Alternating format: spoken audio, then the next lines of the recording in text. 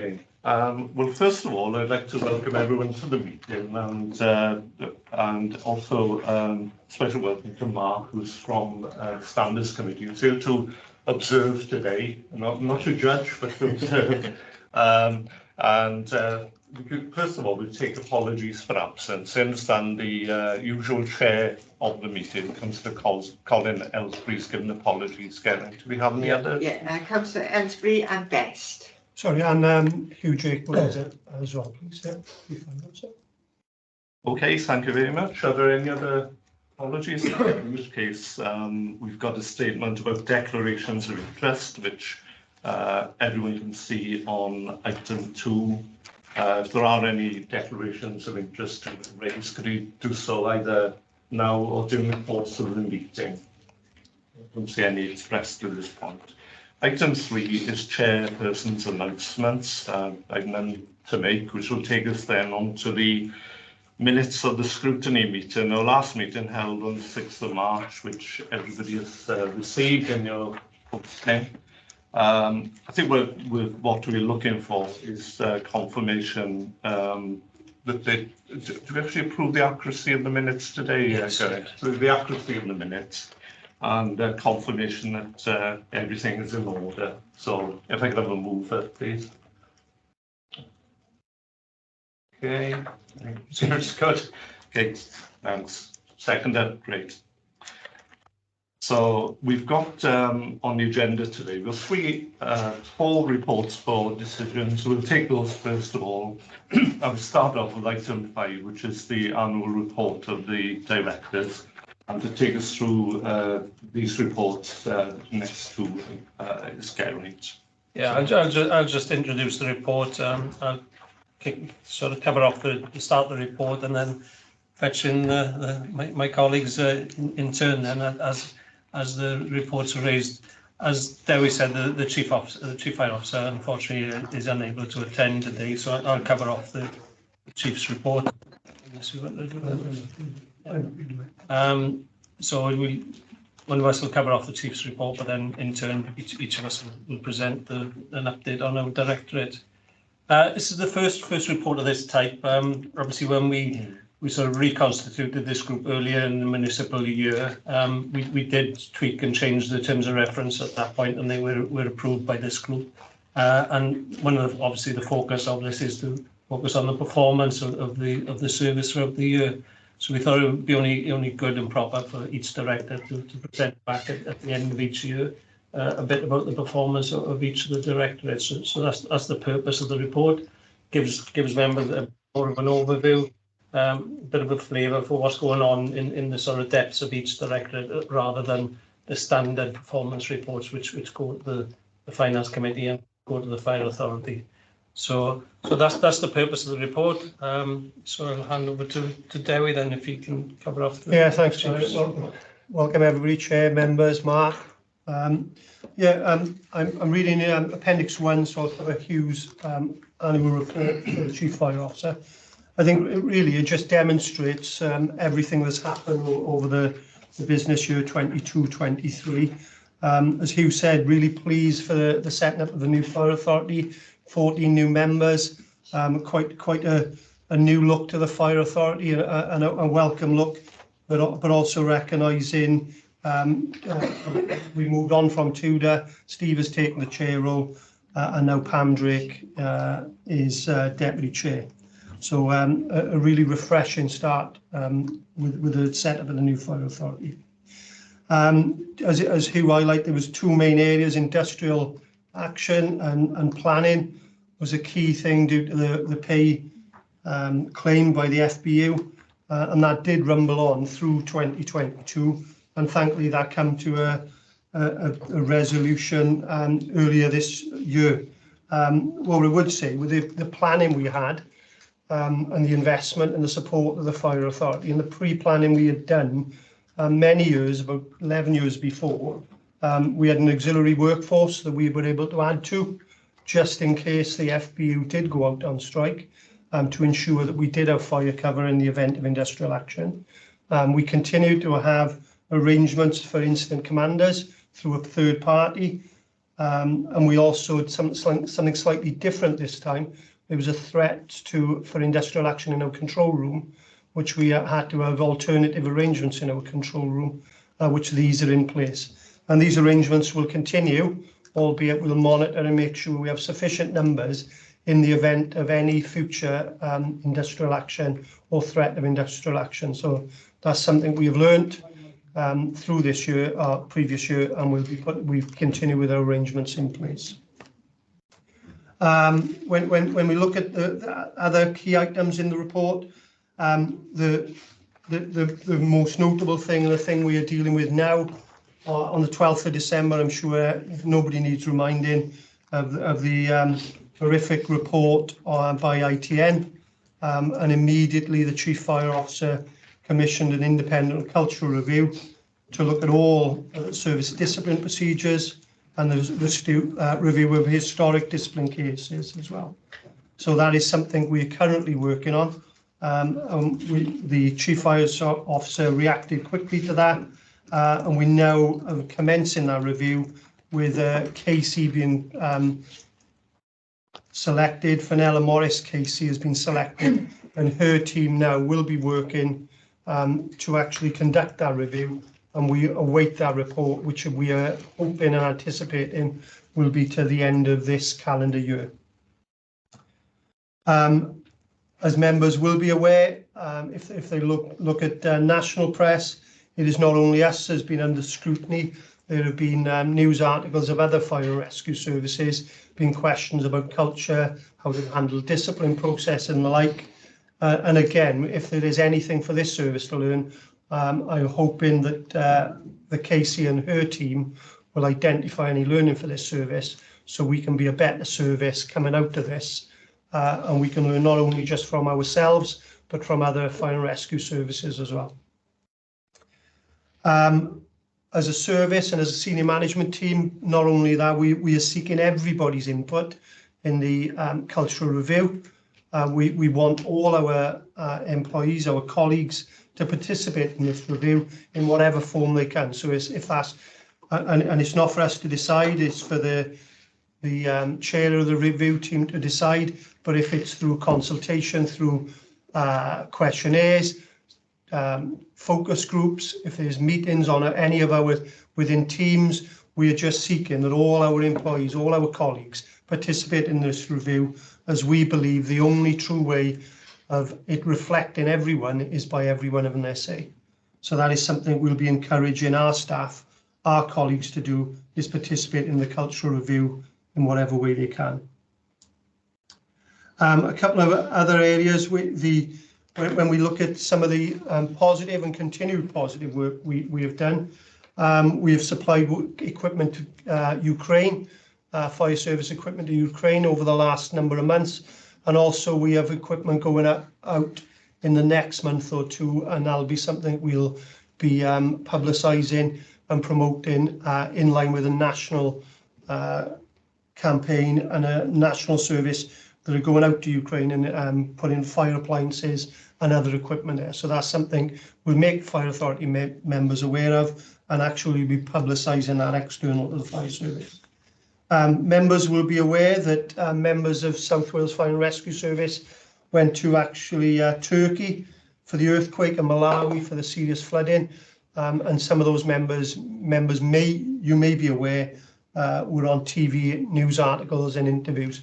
We are arranging to thank those members personally, inviting them to headquarters and thanking them personally. We have already, but we just want to recognise it by the Chief Fire Officer calling to headquarters and just having a lunch with them, just to thank them for the service.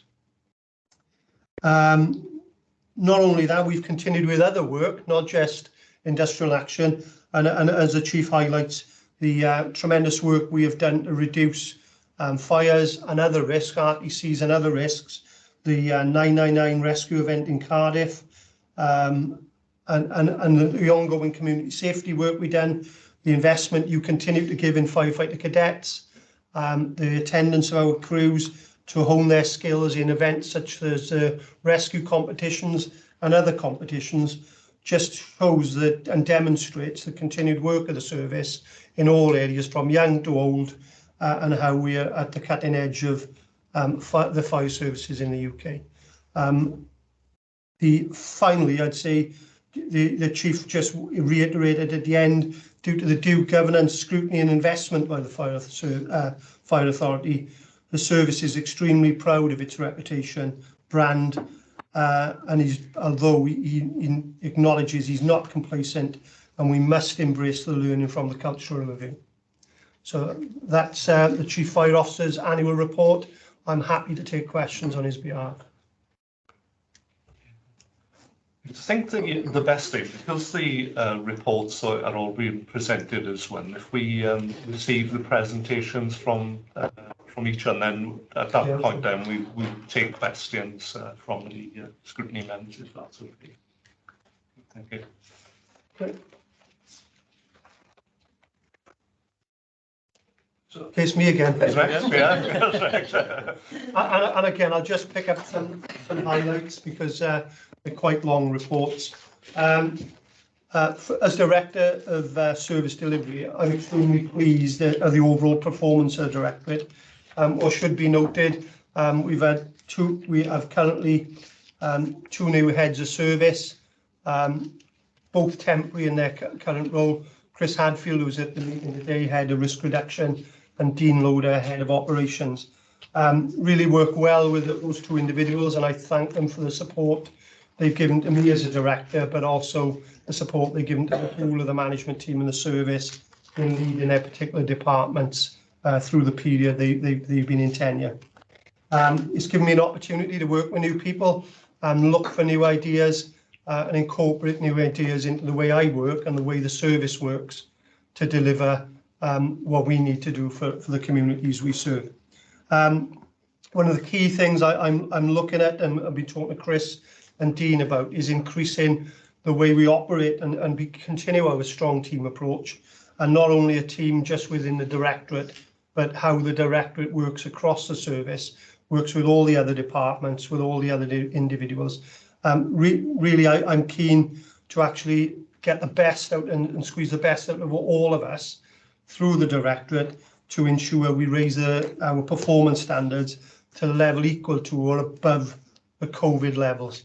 I think we have experienced a slight dip, and for lots of reasons beyond our control, but I think now is the time to look, have a fresh look, and take the challenge and be as highly performing as we can be going forward. Well, looking at specific departments, the operations, Dean's given a brief summary, just reiterating the community-focused response to all incidents, a focus on risk reduction to explore preventative education across our local communities. And as I sort of highlighted, or the Chief's report highlighted earlier, that is from the very young to the very old in our communities, regardless of the backgrounds they are. From an operational point of view, maintaining the high response we've got by ensuring our core skills training is maintained, specialist skill training is maintained, and we maintain competence of firefighters through our training programme, exercise programme, site visits to our high-risk sites, etc. Then Dean goes in to break some of his individual teams down in his direct report. He's on page 16. He highlights the work of the audit and support team. That's a role they have to plan, implement and monitor and review the activities of operational crews. And that's really our internal ops assurance. So that gives us our internal audit of all our stations, from the health and safety inspections done on stations, the equipment testing and maintenance of equipment on all our frontline stations, training records, as I said, risk inspections, community safety, home safety checks. It really is the internal audit team that we have to ensure consistency and high levels of performance.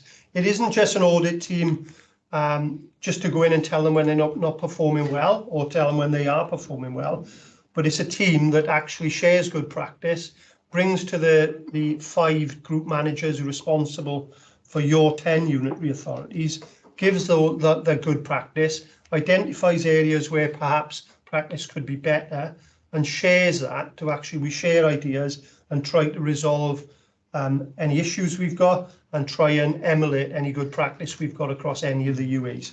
So that is the role of the audit and support team. A big issue, if you look at the pay claim that was across the UK for the fire service, was the on-call system and pay for on-call. We've got, as members may be aware, we've got a salary scheme which is quite unusual in the British Fire Service. We would say it's the most rewarding but appropriate salary scheme for our on-call firefighters.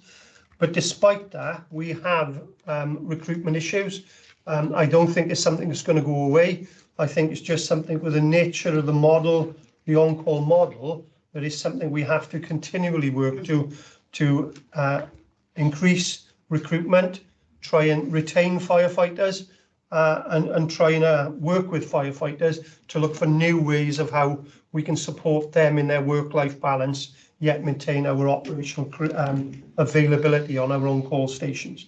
So the on-call support team looks at all those areas and has highlighted some of the key things they worked on in 2022-23 on page 17. And also they talk about how they've worked across Wales in sharing best practice. Water response capability, it is a statutory duty for us. I know Chris is covering some of this later, so I won't dwell on that. But what I would say, I think we should be rightly proud of our response capability. And when I go on to some of the risk reduction work, again, some of the preventative work we're talking about drowning prevention, supporting campaigns to actually increase the number of young adults and children have experience of swimming. Really vitally important and an area we should be working on. And just picking up on the weekend, we were assisted in a rescue of 3 young children from a river in Pontypridd. One was marooned on a small island, and without the assistance of our crews, they would have been there and stranded for quite some time. But thankfully, due to our training, we were able to conduct our rescue safely, so not endangering those 3 children or our crews when we're conducting those rescues. And it's something when I go back to when I started out many years ago, I always felt if we were putting our firefighters at risk many years ago, when we had incidents such as that, because we weren't trained for it, we weren't equipped for it, and we didn't have the experience of dealing with those incidents. But thankfully, now through the training and perhaps some of the things Chris will cover later, it's good that we can give the fire authority assurance we can deal with this statutory obligation safely now. Community risk management plans very much links to the work of the risk reduction team, and this is where I really see the benefits from all the teams working together. But the community risk management plans really do focus on the local risks within each station area, from fire, from RTCs, from wildfires, whatever the risk is pertinent to that particular area. It allows the individual station commander, their crews, their supervisory managers to identify and work together with other agencies within their area to reduce risk in each of your local authority and local areas. So that's something that's continuing well. I attended last week a first in a series of meetings with the group manager responsible for each unitary authority, with all their commanders, meeting with Chris, Dean and their teams. So again, to share good practice, best ideas, and to raise performance in how we reduce risk, not only from home fire safety checks, but education in the community and support in other programs within the communities as well. We talk about Dean's implemented a revised supervisory and station manager development programs to support his team, give them the specific training for their role. The whole time duty flexible rostering system. Members may or may not be aware we operate a slightly different rostering system to other services, and that has been very successful due to actually recruitment and our working with the Fire Brigades Union and others. We're continuing to see how we can get the most efficient use of our flexible rostering system to benefit not only the ridership, but to give our firefighters the work-life balance as well that allows them within their rostering system.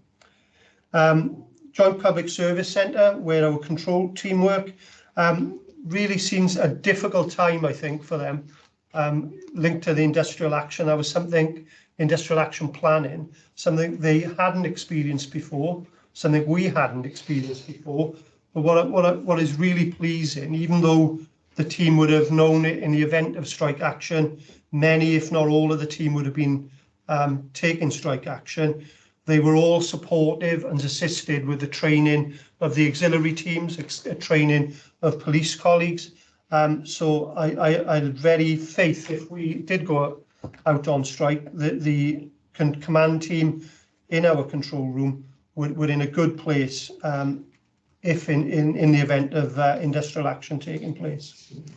As you're aware, we're on a site with South Wales Police, and the control room facilitates Mid and West, and that has gone extremely well. There's been some work over the last 12 months to restructure some of the management team, and that seemed to have gone well. Restructure the response team. So we've the emergency response team, call handlers. We've had slight tweaks to how they have been structured, and that has proved successful as well. So we continue to work with our police colleagues and our colleagues from Mid and West, but things are looking good in our Joint Public Service Centre. Moving on to the Risk Reduction Department. Again, there's been structural changes there, and they seem to be working well in our business fire safety team. Excuse me.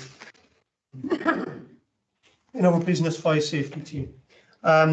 Again, Chris has broken it down into the really team structures. We have an audit team that is an intelligence-based, risk-based inspection program. So, so under the fire safety order, we inspect buildings, but we try to actually only inspect the most highest risk buildings, and they may be the highest risk for various reasons.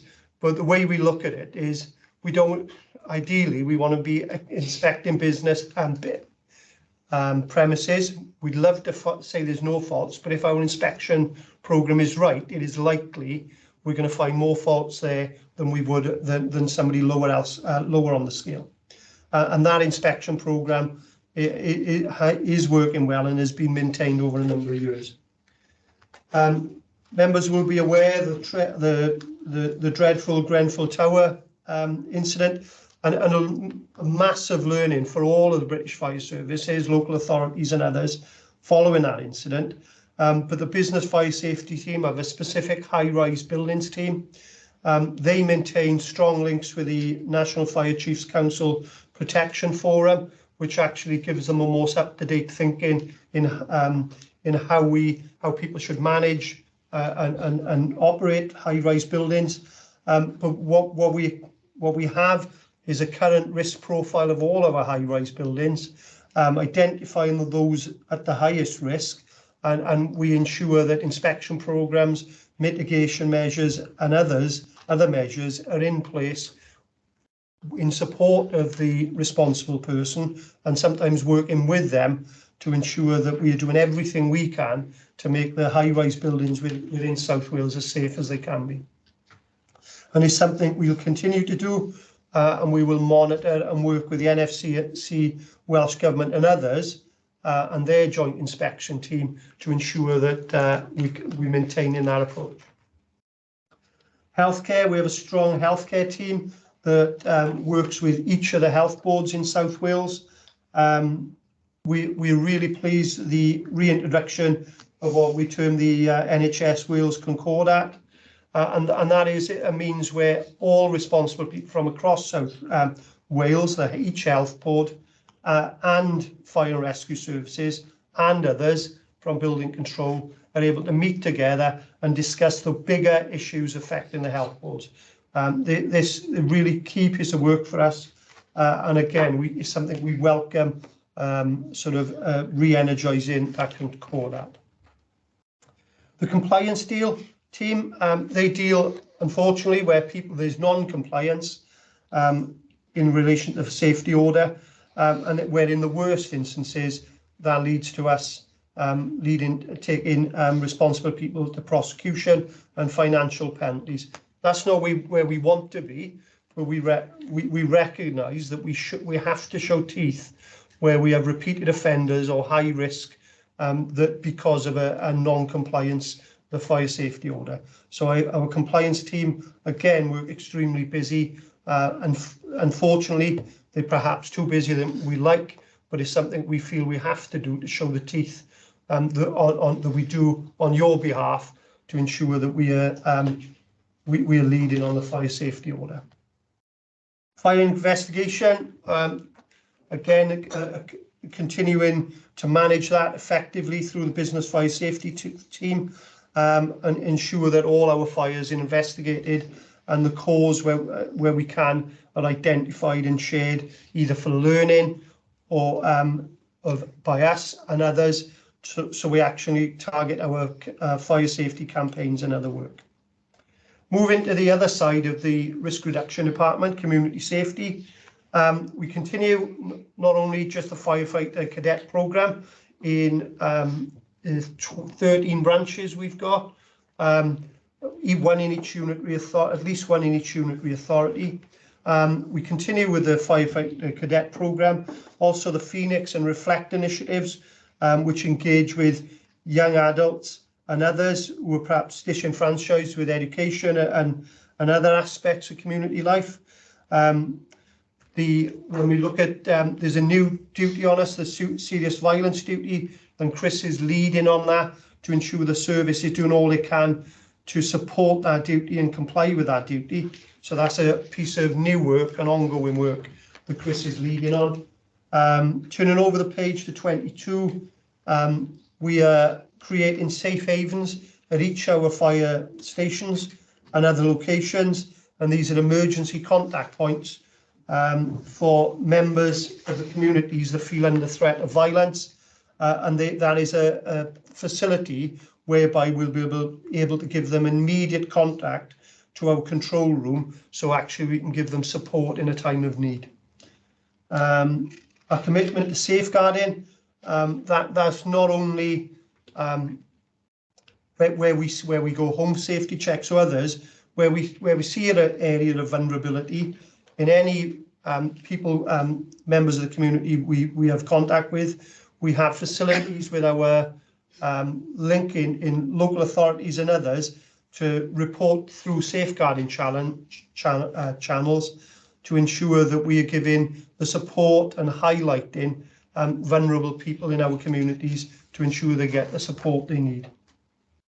Water safety, it talks again about the education system, in the questioning, are they providing aquatic life skills for people? Also, it talks about the drowning prevention, preventative work we're doing, and the information we're providing in certain waterways in relation to water safety. And again, it's something Chris may cover. And a couple of the other things on page 23, Healthy Hillsides project, that demonstrate there's 7 areas within South Wales.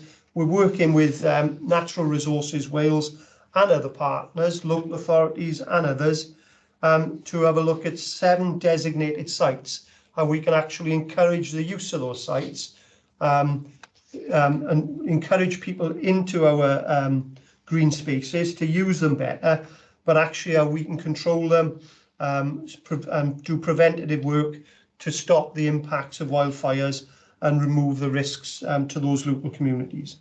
And finally, on page 23, Home Safety Landlords Bill. That's a new bill that requires hardwire smoke detectors, heat detectors in kitchens of rented properties. And that's something the business fire safety team, along with the operation team and risk reduction team, are cognizant of, and if they do see non-compliance, we work with LGA partners to ensure that they are reported and remedial action taken. And that concludes, in summary, the report for the Service Delivery Directorate. Thank you very much, Ben. Yeah. Have a well-deserved break now. Oh, After that. So that takes us on then to Garen's report. Thank you, Chair. I'll just cover off the main points that are outlined within the report. But just to say, as I say in the start, yeah, it was my first full year as Director of Corporate Services, and it was really pleasing to work with a completely new fire authority, really. So at the start of the, at the AGM, at the start of the municipal year, to welcome 14 new members to the authority, and the returning members, it showed a completely new makeup for the authority. Very challenging, but very exciting time really to work with the authority. So it's been really pleasing. And then to, obviously, as part of the major review of the Constitution, the work that went on with the working group, and put on record my thanks to Sarah for the support that she gave me in working through that significant piece of the work to achieve that and get that through the authority. It was really, really pleasing, and that'll stand us in good stead ready for the new municipal year. But overall, as I say, the performance across the Directorate has been really pleasing this year. So some of the main points to draw to members' attention in terms of the service performance communication.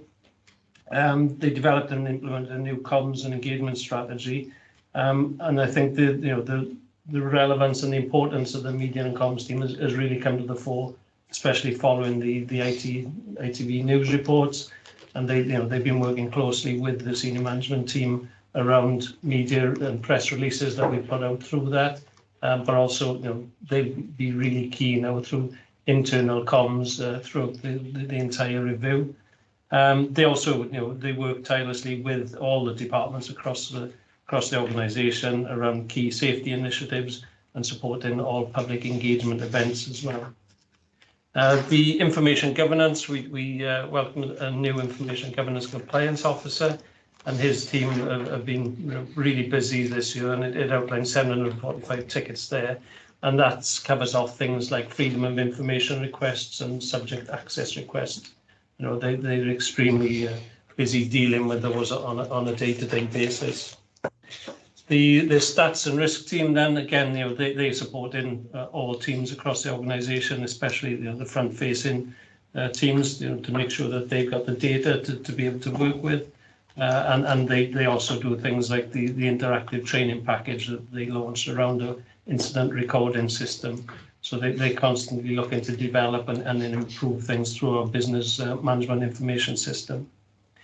Our business support team then, obviously they work with members, the member support team through all fire authority and on all committee meetings, and they also coordinate a lot of the events that go on they do the unseen work that really makes sure that those events are successful. So things like the presentation events. But it's worth noting, they did support, and it was a key piece of work following the death of the Queen Elizabeth II. The response that the service had to put in place, they were key in ensuring that we delivered everything that we had to in line with very strict requirements that they set out. The Secretariat team, they continue to professionally support the Chief and all members of the senior management team. Our legal and insurance team, they undertook a 4-year insurance tender, so a key piece of work to make sure that we've got a new contract in place. So that was a real significant undertaking by the team there. And they also implemented a vehicle accident investigation process, which again will hopefully prove dividends in reducing premiums going forward. The finance accounts team, they again successfully completed the statement of accounts, and they were signed off within timescales and received an unqualified audit opinion. In terms of procurement then, the procurement team again supporting right across the organisation for all the goods and services that they require, but they obviously have to undertake the big pieces of work for them are doing EU contracts, so above the EU threshold.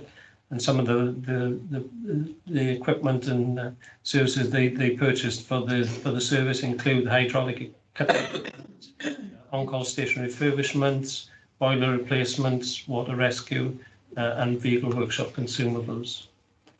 The property services team then, obviously they have a build program that's ongoing, and a replacement and maintenance program. But some of the major works that they've completed in the year include the USAR building at Whitchurch Fire Station, which will be officially opened this week. They have a drill tower replacement program, a rolling program over the next couple of years to replace old drill towers, which some of which the brick, traditional brick type towers are sort of starting to fail. So we're replacing those with steel construction towers. And they've started the Pontycummer station refurbishment, and that's going to set the sort of template for our on-call station refurbishments going forward. And then finally, the sustainability team, again, working right across the organisation to make sure that we improve everything that we can as a service to reduce our carbon footprint, and to make sure that we're doing everything possible to benefit the future generations of the public that we serve. Thank you, Karen. Awesome. Thank you. Good morning, members. So in terms of the report from People Services Directorate, just by way of an introduction, so I've got 47 people in my directorate. That comprises a pure HR function plus an occupational health provision. Some of the activity that we've been doing over the last year is recorded, and I've probably done them a bit of a disservice actually, so there's been a lot of activity, and my report just covers off the highlights of the year. Some of the work that we've been doing as a team have been looking at our functional model, so looking at streamlining some of our processes and moving more towards a business partnering role throughout the year. So taking each team in turn, firstly the learning and development team.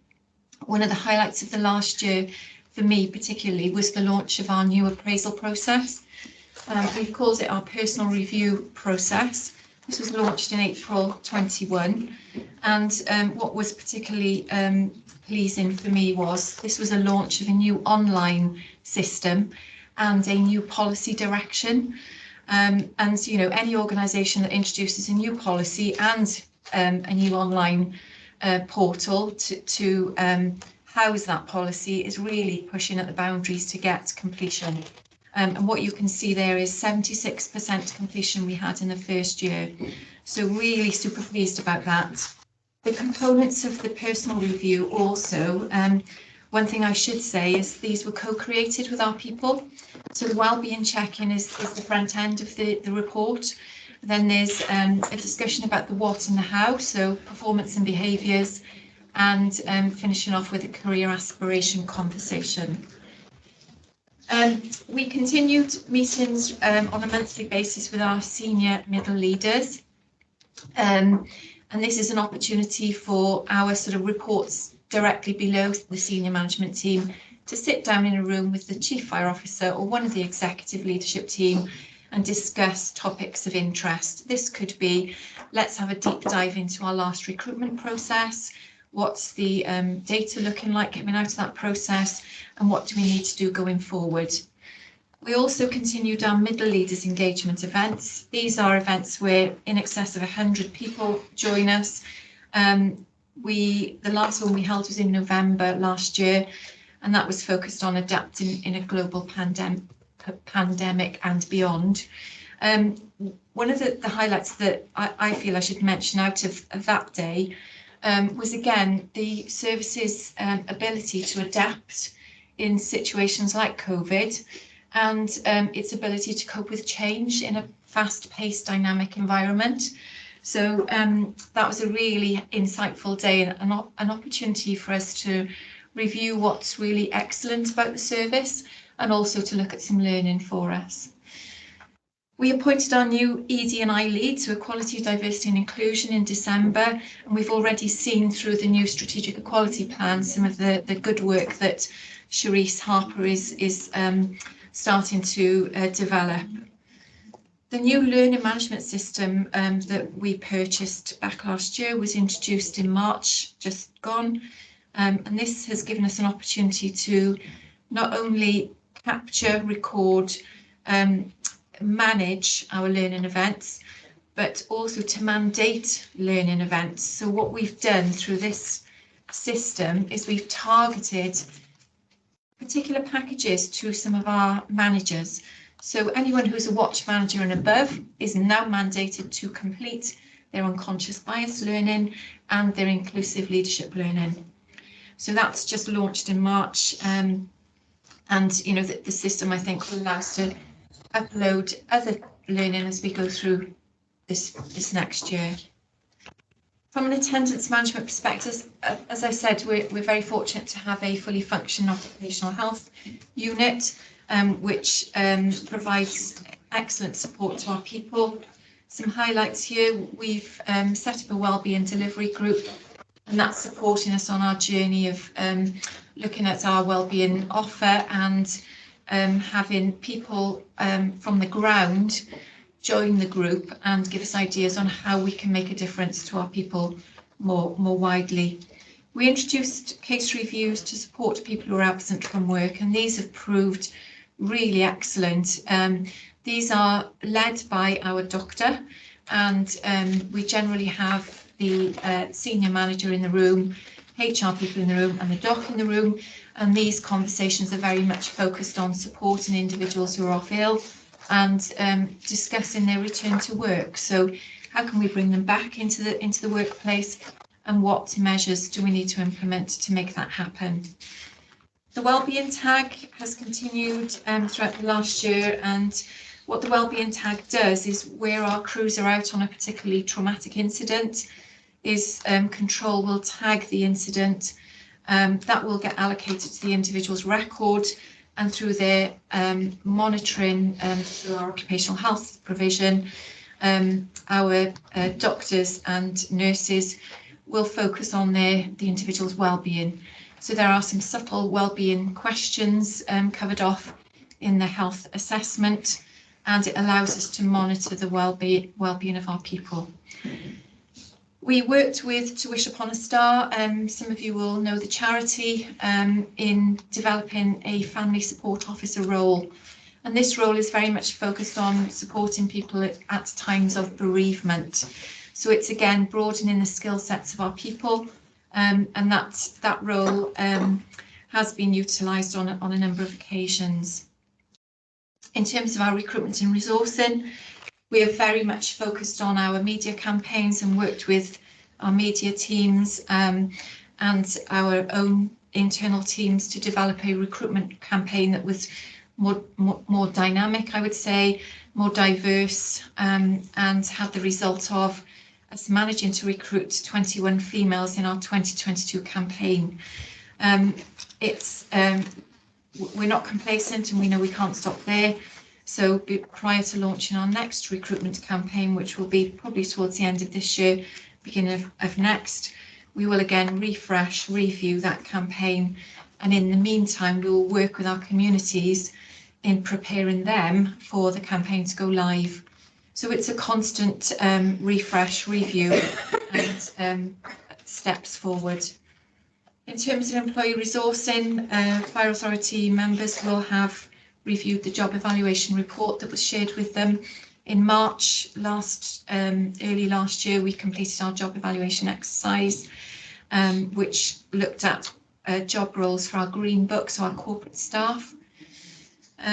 We launched our supporting documentation to support the socio-economic duty.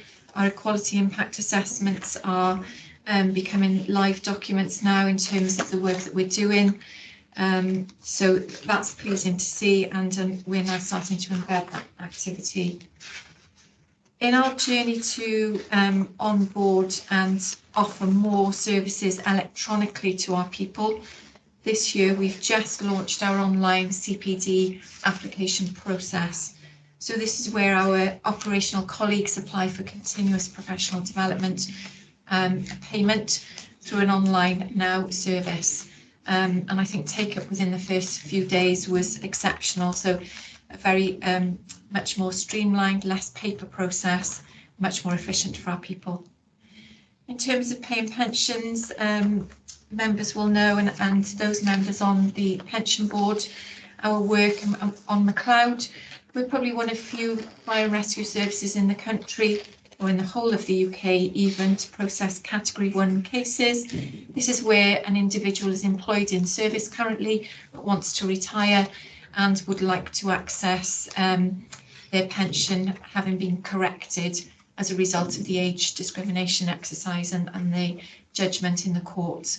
So we are providing retirees with 2 pension estimates so that they can choose which is the best deal based on their circumstances.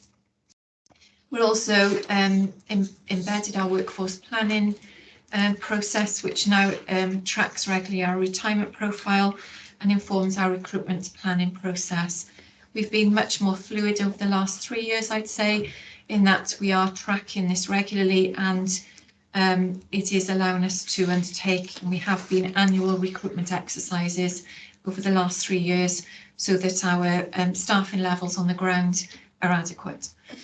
And pay, as Dowie mentioned, pay has been quite a hot topic for us. We've recently, this month, processed our Grey Book Pay Award, which has seen us process 1,400 pay awards.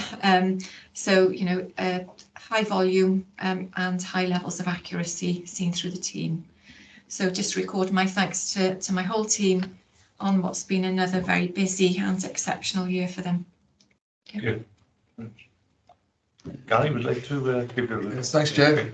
Morning, members.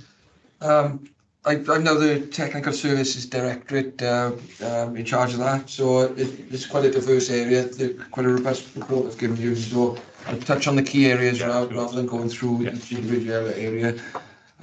Some of the major projects we've achieved through the OA&E team, as we've now refreshed, renewed all our hydraulic cutting equipment. So a majority of our cutting equipment now is battery operated. So members would have seen that on the Members Development Day. Massive step forward in the equipment we utilise out there when rescuing casualties from road traffic collisions.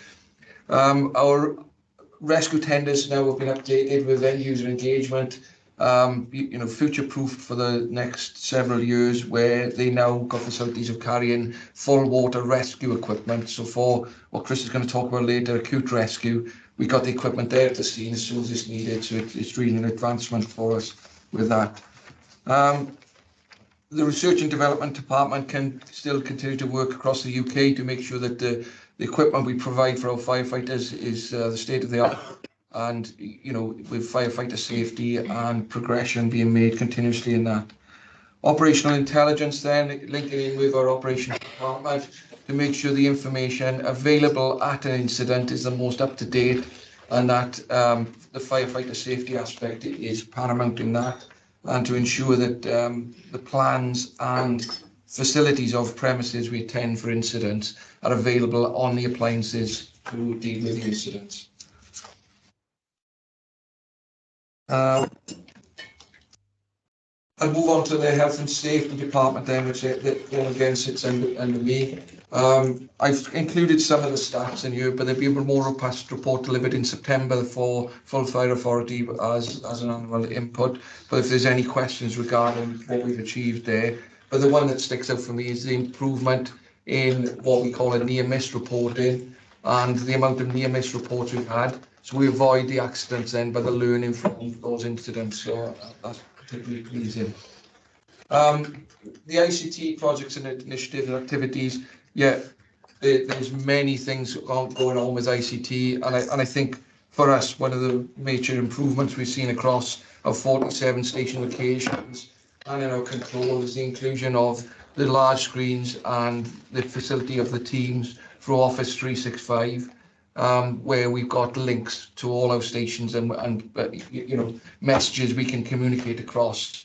It's done immediately, so it's a real advancement for us. And I think, you know, that's curtailed in the learning from COVID, where we had to operate differently, and we've enhanced that and improved it and continued with it.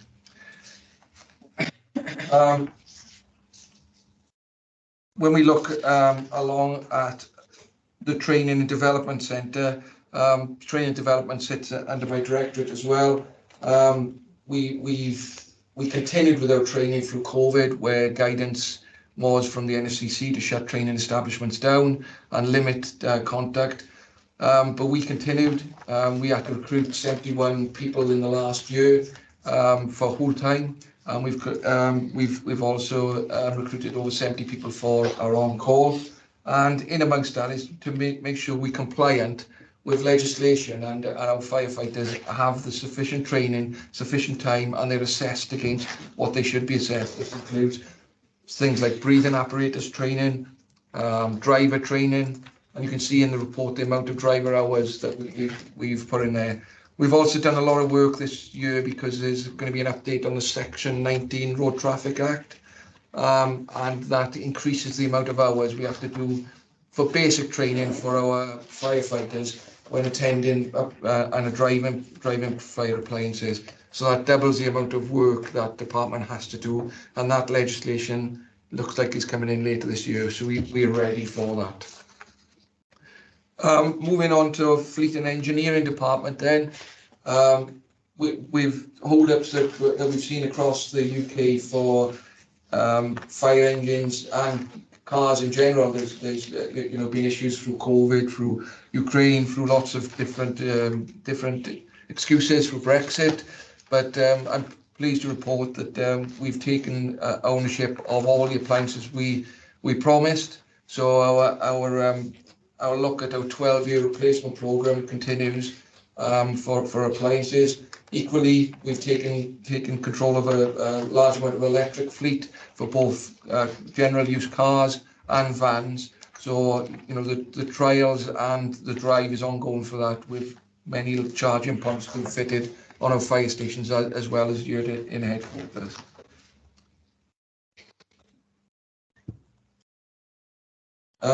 With regards, the risk we've got, and you'll see it now over the next few months with our wildfire, looking at the wildfire strategies and future proofing for that. We're looking at different vehicles. So we started the research into that last year. So we will see different vehicles driving around the mountainsides. Again, getting our firefighters safely to the scene of operations, which is a big risk for us during this time of year. That concludes the report from Technical Services Directorate. Well, thank you very much, Gary. I think that concludes the reports of directors. What I'd like to do, first of all, is to thank each of the presenters, and it's certainly been very illustrative, I think, of the breadth of work that's going on in addition to the detail. I will invite scrutiny members. I think what we have to bear in mind is that we're approaching this report very much as an overview, and there will be opportunities during the course of the year with this committee and indeed other committees to perhaps look in depth at some of the issues that have come up during the presentations this morning. So I'll invite questions from members. Who would like to go first? The general comment about the content of the reports and the format as we've had it. What we've got to bear in mind is this is the first time that the reports have been presented, and no doubt the members will have views about how we go forward in future as well. I see Adrian's indicated. Adrian. Yeah, thank you, Gareth. Yeah, very interesting reports. As you said, this the first time that this has been presented to us. Got a few questions. I don't know if this one's for Dewey. Is there any thing that's going to be put in place between the gap between the cadets and when they're able to join the full time or as an on-call? Because there seems to be a gap between when they'd actually finish as a cadet. There's like a couple of years gap. Is there anything that could be put in place to sort of fill that and retain the interest of these young cadets? Because I know we got a display next Sunday, And I was just wondering if there's anything in place for that. Adrian, what I'd suggest, if you've got one or two other points, perhaps if you want to also list those, and then we can address them. Yeah. Great. Obviously, the white ribbon was mentioned. Was I right in understanding that the fire service was suspended from the white ribbon thing after the ITV report? Next one then was you mentioned about heat and smoke detectors being supplied to rented properties.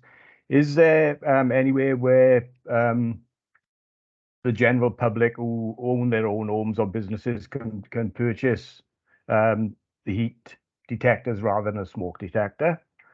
Yeah. Adrian, what I'd like to do is pause at this stage. I think we'll take those three questions. We'll then invite other members if they've got any questions, and we can come back to them if there's anything else. Yeah, I only got another two. I only got another two after that. Right. Thank you, Gareth. Thank you, Gareth. So yeah, if we could just briefly address the comments that have been made. Councillor Hussey and everybody, really successful our firefighter cadet branches, and you know the cadets. There's a number of them really have an association with the fire and rescue service after that, and really association with South Wales, and we try to maintain that for those that are willing, either become sort of ambassadors, so we actually keep them on a little longer than they're sort of than we normally would, so they become ambassadors, assistants they assist at the branches, and that's something that we do. I'm not sure where we are. I'm not, because of COVID. We had a sort of chief fire officer, deputy chief fire officer, and a structure for some of the older or previous firefighter cadets, and that's something I guess we'll be introducing. But that is what we do, the ambassadors. What we also do, we encourage them, if they are looking to join or interested in joining the fire and rescue service permanently when they're 18, we try and give them whatever assistance we can through the recruitment team, through their branch managers, and we try to do what we can. But there is no specific group that we have, like an older firefighter cadet branch that we have to facilitate everyone moving through the system until they're 18, 19, and they come into the fire service an employee, or they don't. But we encourage them as much as we can. We've had a number of successes that we would say that we've had that continuity. Somebody starting at sort of 15 and are either now on-call firefighter or a whole-time firefighter, and it isn't single numbers. It is in double digits that we've had people come through that system, and we welcome those people into the service. Okay, thanks. I don't know if that answers the councillor's question. Yeah, thank you, Dewey. I knew about the sometimes they do have ambassadors. I know at Baba Bargoed, we had two exceptional cadets, and they stayed on to sort of mentor the younger ones as well. Okay, thanks, Dewey. If I go on to jump in a bit, heat and smoke detectors, is that right? Yeah, so just to clarify what I was trying to say in the report, there's legislation out now that any rented property has to have hardwired heat and smoke detectors. The heat detectors are generally in areas such as the kitchen. They must have a heat detector in the kitchen and smoke detectors on each floor as a minimum, and they're all supposed to be hardwired. If we went into one of those properties and we found they didn't have those, I said we've got links with a local government association that we would say that there's an issue here, they don't seem to be complying with the rented housing legislation. We would, because we see a risk there, issue them with not hardwired but battery operated smoke and heat detectors, but that's all we have access to as a fire and rescue service. So we would make that property as safe as it could be before we leave, but we've no facility to issue in or supply in hardwired smoke and heat detectors. So we haven't got that facility for hardwired. Where we do a home safety check, and there's certain criteria that somebody that we think they're at risk and they haven't got detectors, then we will fit those detectors on our visits. So, but for many people, they will purchase their own through DIY stores and others. But where we do a home safety check, find there's a risk, no heat and smoke detectors, we will fit them. And does that answer your question, Councillor? Yes, do we? Lovely, thanks. Okay, The question on the white ribbon. do you want to or me? I mean, the question you asked, Councillor, was the accreditation suspended? Yes, it was, directly following the news report.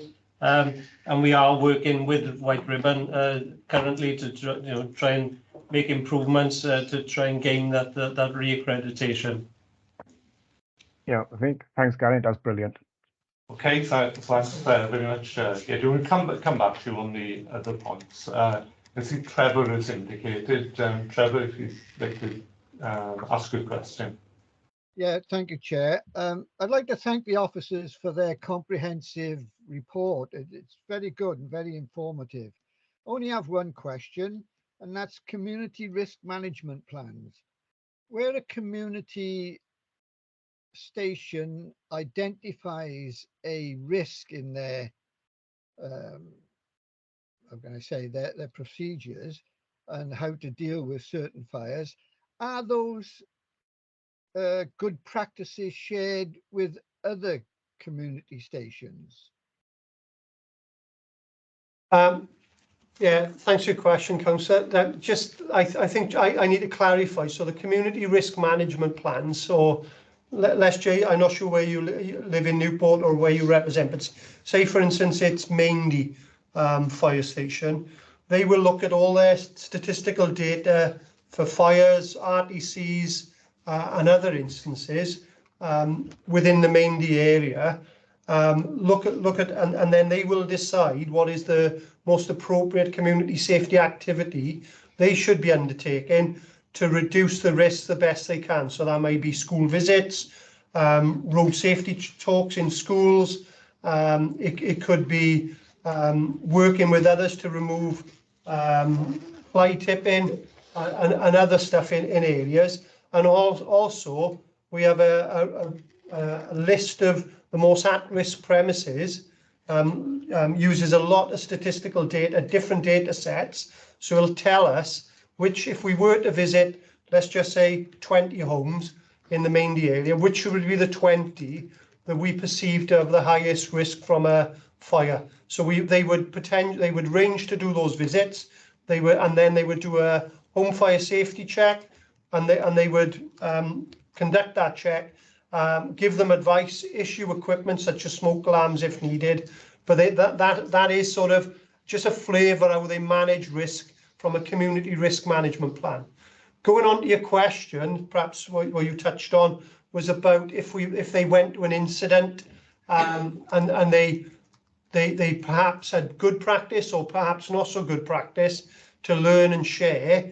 That at each of our incidents, we would expect all our incident commanders to either do a short style debrief or if there was a significant incident, a more robust debrief, recorded debrief, so that can be shared either through the audit team or our, what we call our ODAT, Operational Development and Review team, will actually go to certain incidents, particularly the bigger incidents, and sort of incident types that we've earmarked, water rescues being one, and they will actually find and gain any operational learning, good and bad practices, and bring them back to their directorate through Gary, and that is then shared through the whole of the service, through a group, what we call the Operational Coordination Group, and that is where we share good, bad practice, developments throughout the UK, new ways of thinking is shared at that group.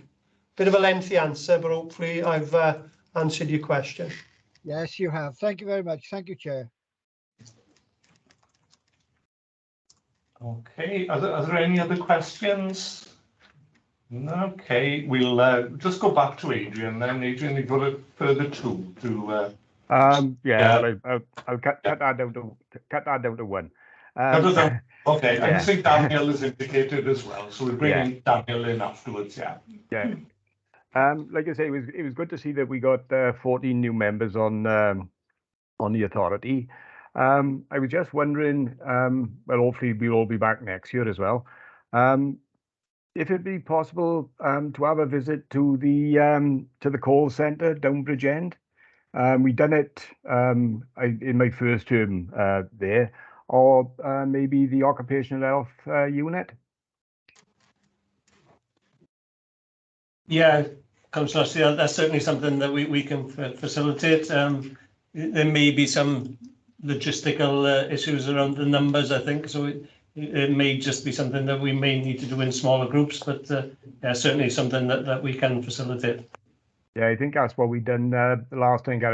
Obviously, there's going to be some members who are going to be joining online, but I think the last time we went after the like the full meeting, minibuses were provided, and we went down there. I think it was very interesting. I'd like to go again, but I think it'd be really interesting for any new members as well, just to see how it works down there.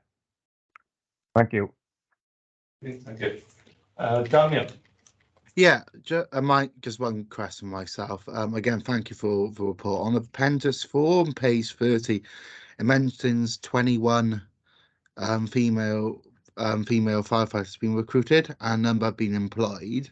So I just wanted to clarify, have they all now been employed, or a number have been recruited but haven't actually started work at the service? Yes, thank you, Councillor Norton. So yeah, just to clarify, we've got some that are now being picked up as part of our May-June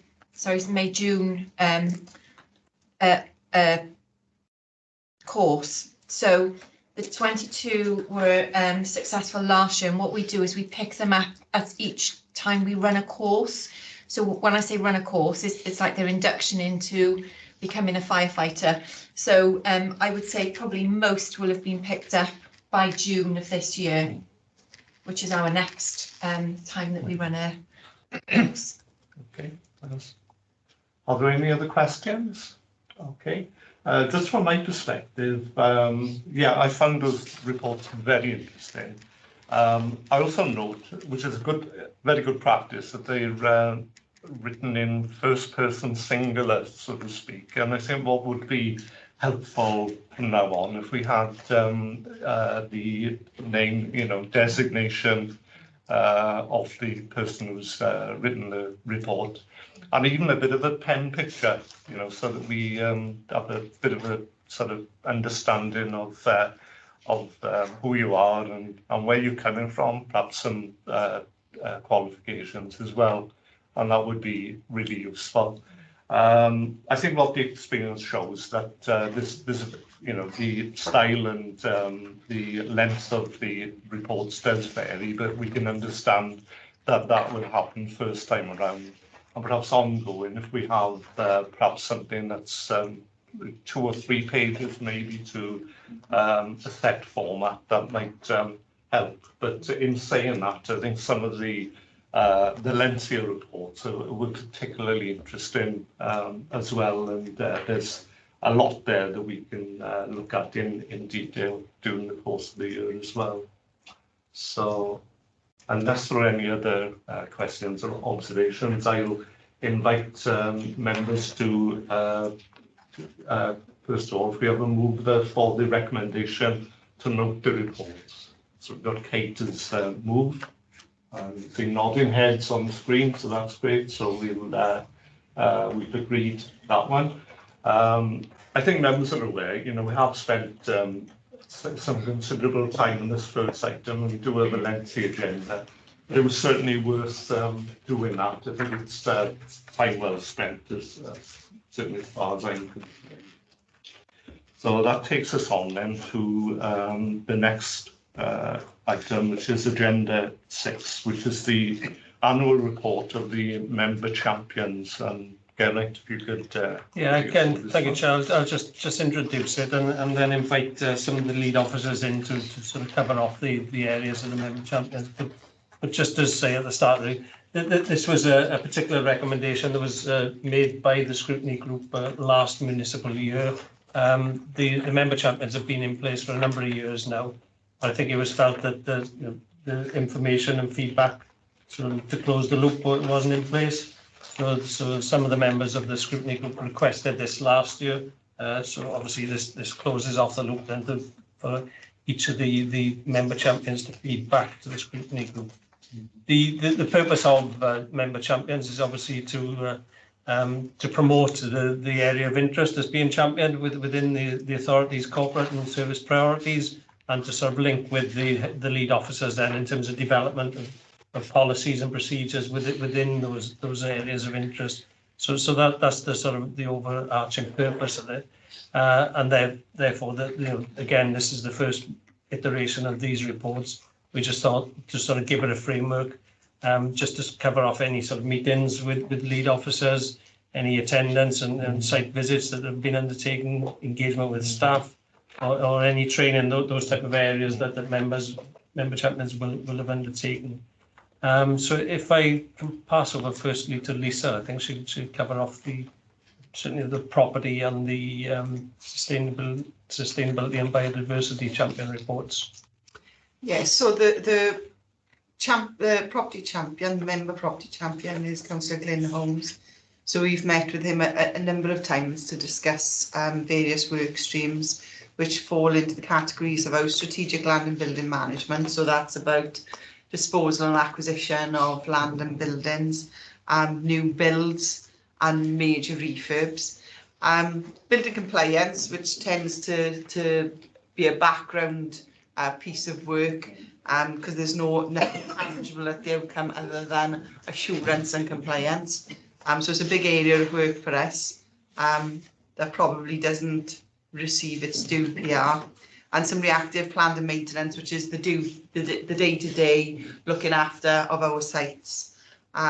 Facilities, which is the softer side of buildings. So looking at our utilities, how they help deliver on some of our sustainable initiatives, providing us with data, which leads me straight on to sustainability. And sustainability sits under property because much of our low-hanging fruit will be won in the area of property and facilities.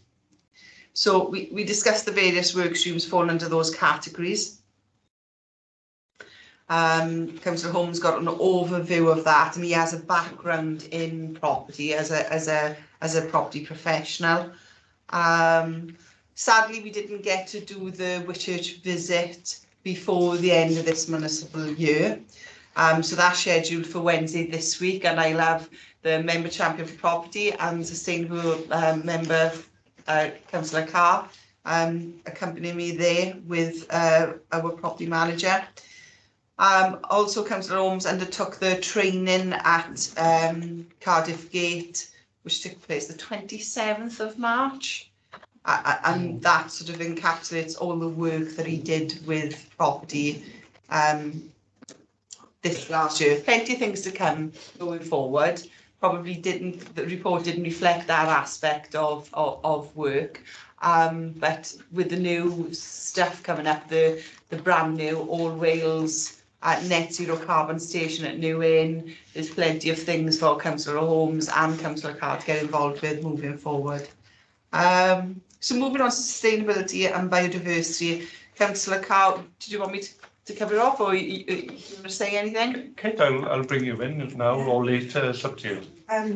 So you've seen the report. I'd very much like to thank Lisa and her colleagues for being really proactive, inviting me in as a new member particularly, and to get involved in this area of work.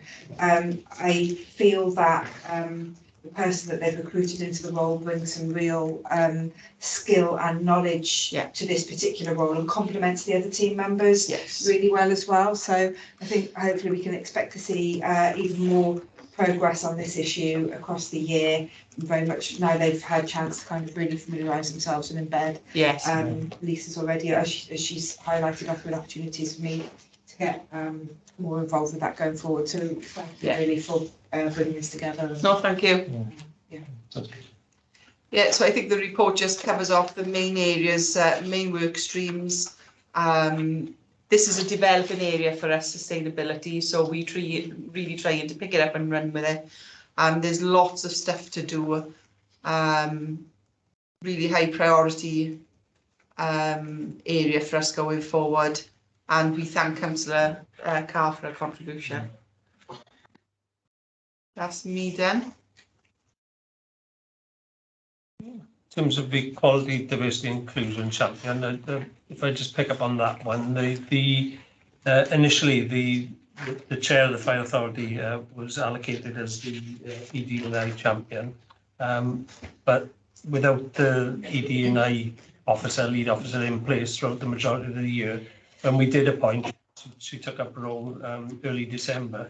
That coordinated, sort of coincided rather, with the ITN report. It was felt at that point it was a good opportunity for another member to take up the ED&I champion position, which thankfully Councillor Don Parkin volunteered. And using her experience, as she states in the report, of over 30 years in the army, and a particular interest within this field, she sort of did limited work with the ED&I team, but it's certainly a sort of area of focus that they are building on following the appointment of Sharice Harper, and that's something that she was keen to get involved with. I'll just ask Alison if she's got anything further to add. Yeah, no, I was just going to, obviously I wasn't at the meeting with Councillor Parkin, but I spoke to Serena Ford, who was, and just to really share that it was a good conversation. The recent strategic quality plan that was signed off by Fire Authority was discussed in detail. I think that places quite a few stretching targets and objectives on us as an organisation. We've got our Middle Leaders Engagement event in May that is focused on culture, so it'll be a good day there. And the report references the training packages that I mentioned in my update.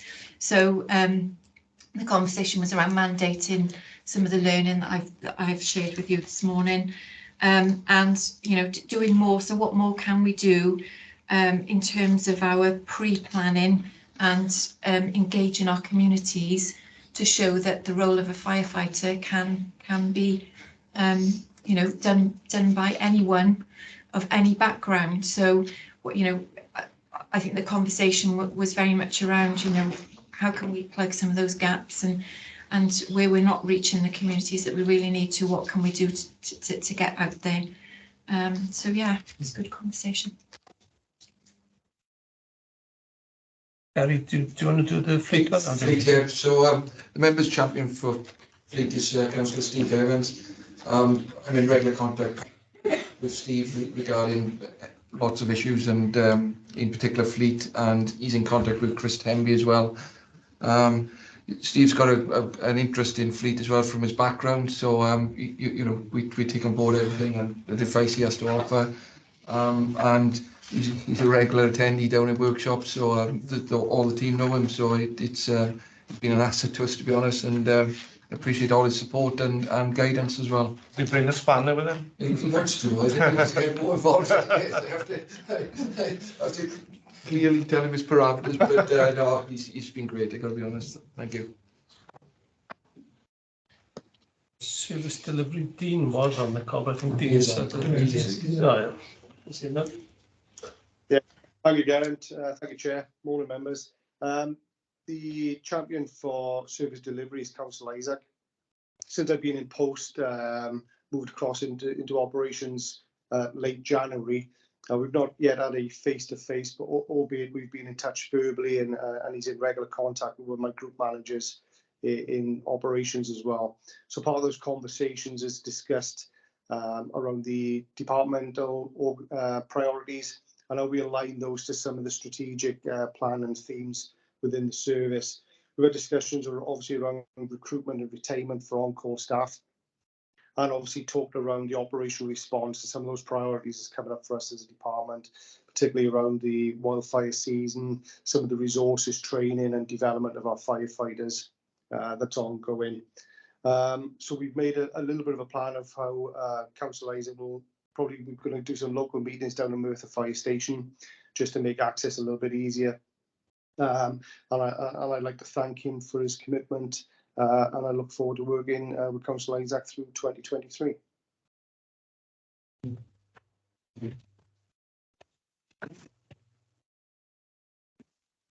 Safety. Yep. Morning, Chair, morning members. So, Community Safety Champion is Councillor Ian Buckley. So, Ian obviously comes from a fire and rescue background and is very committed in looking into the Community Safety Department in particular. He's got a real interest in some key issues for us, which is the introduction of the serious violence duty, safeguarding, and our safe havens on our fire stations. He's also got a particular interest in our fire cadets programme, and he's attending now this weekend an event in Cardiff Gate, which is happening on Sunday. So I came in post in November. We have had verbal contact. We haven't met in person yet, but we have got plans now for the next 6 months of diary commitments so we can catch up with each other. But he's he's very, very keen on this particular asset, this particular area of our service.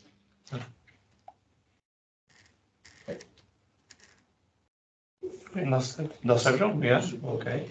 Yeah, I'll invite questions from members. Okay. Right here, Daniel, yeah. Yeah, so it's not on any individual report. I want to thank officers obviously for the information, but I think it might be useful for next year if the reports are verbally given by the member champions. If it's possible, obviously, if a member can't make the meeting, then other arrangements have to be made. But obviously, because the report is their report and it's in their name, I think it just be useful for a link back and for transparency to have them give a report. Then that obviously then they would answer any questions on the report. I think that might be a better way going forward. Thank you, Daniel. I'd just like to thank, and we've got Kate is here as one of the member champions, the commitment and the, the fact that we've got people who are prepared to volunteer, who are already busy people, but they bring their own perspective on it, and that's particularly useful. I'm sure we'd all welcome comments and feedback from each member champion as they run through their work, and that would be particularly helpful for put us all together, I think. Do you have any additional comments, Kate, from your perspective of being a... As to how it's working overall? Yeah. I think it's, so I understand, obviously I'm a new member, so I understand this is something that's new coming in. I think it's a really good idea to have.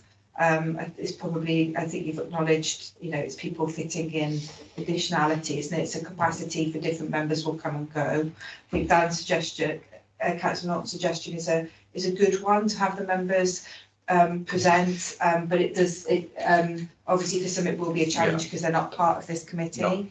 And yeah, it's been very worthwhile, and I think it just adds, as you say, a different dimension and opportunity to ask questions and drill into areas. The best will in the world. I don't think we're going to become, we're going to hold the same level of knowledge as the officers, but it does allow us to kind of probe and get to know a little bit more detail. The only other thing that was occurring to me in the presentation actually is the kind of cross-cutting nature. But again, I think that comes back to conversations around committee, doesn't it? So if I'm seeing something on I have a number of times sort of brought sustainability aspects to different conversations, and the same with EDI and the others. It's really important, I think, where we see those issues, that it does come back into the committee structure, and we don't inadvertently start creating additional structures outside of that for having the cross-cutting conversations. So it's just, I suppose it's upon all of us to bring that back to committee and for other members then at this annual meeting to test the extent to which it's working, and we're doing that. That's great, Kate. Yeah, certainly, very worthwhile, and it's a good way to go, I think. So if there aren't any other questions, is someone prepared to move that we note the reports then? Okay, agreed, thank you. Chair, I got to go and chair and go to another meeting. Yes, okay, yeah, okay. We'll move on then to item 7, and Sarah, you're going to take us through this report. It's the draft annual governance statement 2022-23. Yeah, thank you, Chair, and morning members. First of all, I'd like to thank both heads of service and members of the executive leadership team for their input, support and assistance in developing the initial draft of the annual governance statement. The annual governance statement itself is embodied within the statement of accounts, and I have a deadline of the 15th of May in order to supply that to the finance team. So I very much welcome and appreciate the opportunity for scrutiny and review by members of the annual governance statement. I don't intend to go through the document page by page, which I'm sure you'll be very grateful for. But what I will do is just go through the structure of the document and highlight some key areas. So the annual governance statement identifies, and I'll concentrate on page 68 in our papers, which is the content, so I'll talk us through this bit here. It identifies the purpose of the annual governance statement, and within that we identify and describe the scope of responsibility and the purpose of the governance framework. We then move on to talk about the governance framework itself, which of course the Fire Authority is a key kingpin element within our governance procedures. And the main difference with this annual governance statement compared to previous ones is section 4, where we identify our governance assurances aligned to the SIPFA principles. And there are the 7 SIPFA principles which are identified there as from A through to G on pages 9 through to 14 of the document. And that's where we describe the activities that we do and how they support those 7 principles. Moving on to section 5 of the document, then on page 15, there's a review of effectiveness. And the new element that we've put into the review of effectiveness again this year, which you can see on page 81 of the document in front of you, is that we've categorised both our external audit and internal audit activities of the year, and also the fire advisor reports and our responses to them as a service. So this provides members of the authority, members of the public as well, the opportunity to see how we are reviewed as an organisation, how we've performed, and also how we are responding to those audits and fire advisor reports. And then moving through the document then, we've then got another new section on page 84 where we review formal reports of section 127 or the monitoring officer, the number of complaints and compliments that we've received as an organisation, and also refer very importantly to the independent review which is being carried out. Section 6 then talks about how we met the significant governance issues and challenges in 22-23. You can see the detail outlined there. And then the following section, section 7, we look at the significant governance issues and challenges for 23-24, what we're expecting to see in the forthcoming 12 months. But as we've learned over the last few years, there will probably be a number of new challenges presented to us throughout the 12 months, which we'll respond to. And then on section 8, which is page 95, you see the governance action plan for 22-23, and for each of those items you can see our progress stated against them. A number of those are still ongoing and are presented again in the governance action plan for 23-24, which you can see then on page 101. So that's the governance action plan for 23-24, with our actions, our expected outcomes and our lead officers and completion dates against them. And then we have our summary conclusion and the joint statement by the chairperson of the Fire Authority and the Chief Officer. So as I mentioned previously, I really welcome the opportunity for scrutiny on this. Members will notice there are two areas which are highlighted, which I'm still looking for clarification, which come the publication date, I will have clarification on those two elements. One of which is the Easy Read Constitutional Guide, which we will have uploaded onto the website at that point. And the other is our working wage employer status, which I know Alison is seeking clarification on, which obviously the Fire Authority approved last municipal year. So what I'll do now is I'll pause now for feedback from members before we go back to the recommendations. Yes, thank you, Sarah. Very comprehensive document indeed. I'll invite questions or comments from members. No? Okay. Yeah. But perhaps while we're waiting questions, if I could ask Chris if he has any observations to make. Is that this, Chris? Yeah. Sorry, Chair. I couldn't see you were addressing that too. Not really. Obviously, the aim of the governance plan is to ensure that we're doing everything necessary to comply with all the required codes of practice and associated guidance. It goes into the accounts to support the accounts, obviously, in terms of the governance of the Fire Authority. The document as set out covers all the areas that it needs to, so there's nothing kind of missing or obvious from that. And in terms of the content of it, I don't think there's anything particularly that members need to be desperately aware of or concerned about in terms of things to be addressed moving forward. Thank you, Chris. Kate.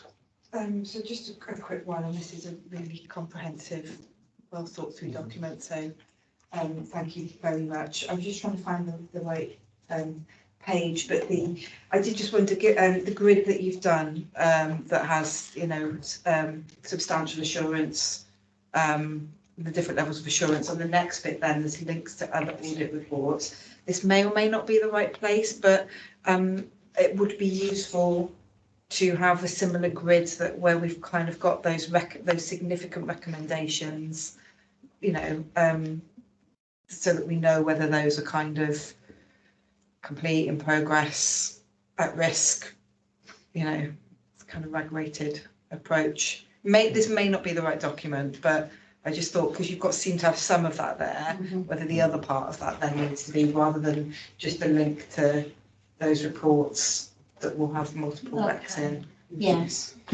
Yeah, all internal and external audit reports get reported through the Finance and Audit Committee, so that they will get they'll get the individual reports as and when they're completed. They also get progress reports, so quarterly progress report on progress against actions. So any recommendations that are made by the auditors, we'll give them updates on progress that the respective officers make to ensure that they're completing off those recommendations. Yeah, I think those papers then go back to the full authority, Gareth. So not the full papers, obviously the minutes of each of those meetings go back, but so we have the pick up on that. Okay. Thank you. Just one point, just to add to really the compliment the report is that this is an area I think the external auditors have highlighted as our annual governance statement has sort of been an exemplar of best practice. So, you know, thanks to Sarah and Lisa and the team that put together a lot of this in terms of embedding it into the statement of accounts. When they do the financial audit, you know, they have recognise that it is a significant, really good piece of work that they sort of signpost to other organisations to follow.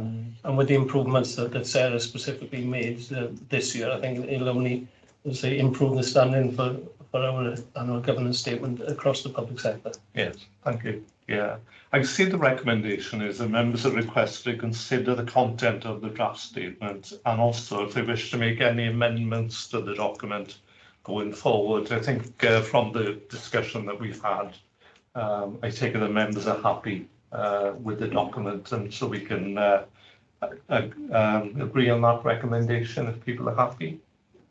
Okay, thank you very much. And then we've got Sarah as well then to give us the last item 8, the report for decision, and that's on the terms of reference, the discharge of terms of reference for of the scrutiny group. So perhaps we can move on to that, Sarah. Thank you, Chair. So this is a report. Every committee within and working group within the authority provides a report on their discharge of terms of reference, and I believe these will now be reviewed at the end of the AGM. In the new municipal year, which I think will give a really good grounding for moving forward, because the Fire Authority will almost have an annual report to move on with all the committees. So looking at the report that I've put together here for you, it covers the 5 specific functional areas of the scrutiny group. And in Appendix 1, which again, I'm sure members have reviewed, so I won't go through it word by word for you, we've identified the purpose of the scrutiny group. Obviously, members of this group fully understand that, but members of the public, this will be useful information for them. And then we look at the 5 specific functional areas of the scrutiny group, which were agreed in the revised terms of reference. And then in section 2, we see there each of the areas of work that the scrutiny group has gone through this municipal year, and it's a significant list that you've gone through. And then just in section 3 there, identifying the further areas of scrutiny, which is the scrutiny that you're applying in today's meeting on behalf of the authority. So if I could just ask members if they are happy with that report, if there are any amendments they wish to make, and then that can be slightly amended to go forward to the AGM next year. Thank you, Sarah. And invite members to make any comments or ask questions. Okay. Looks like we're content with that, Sarah.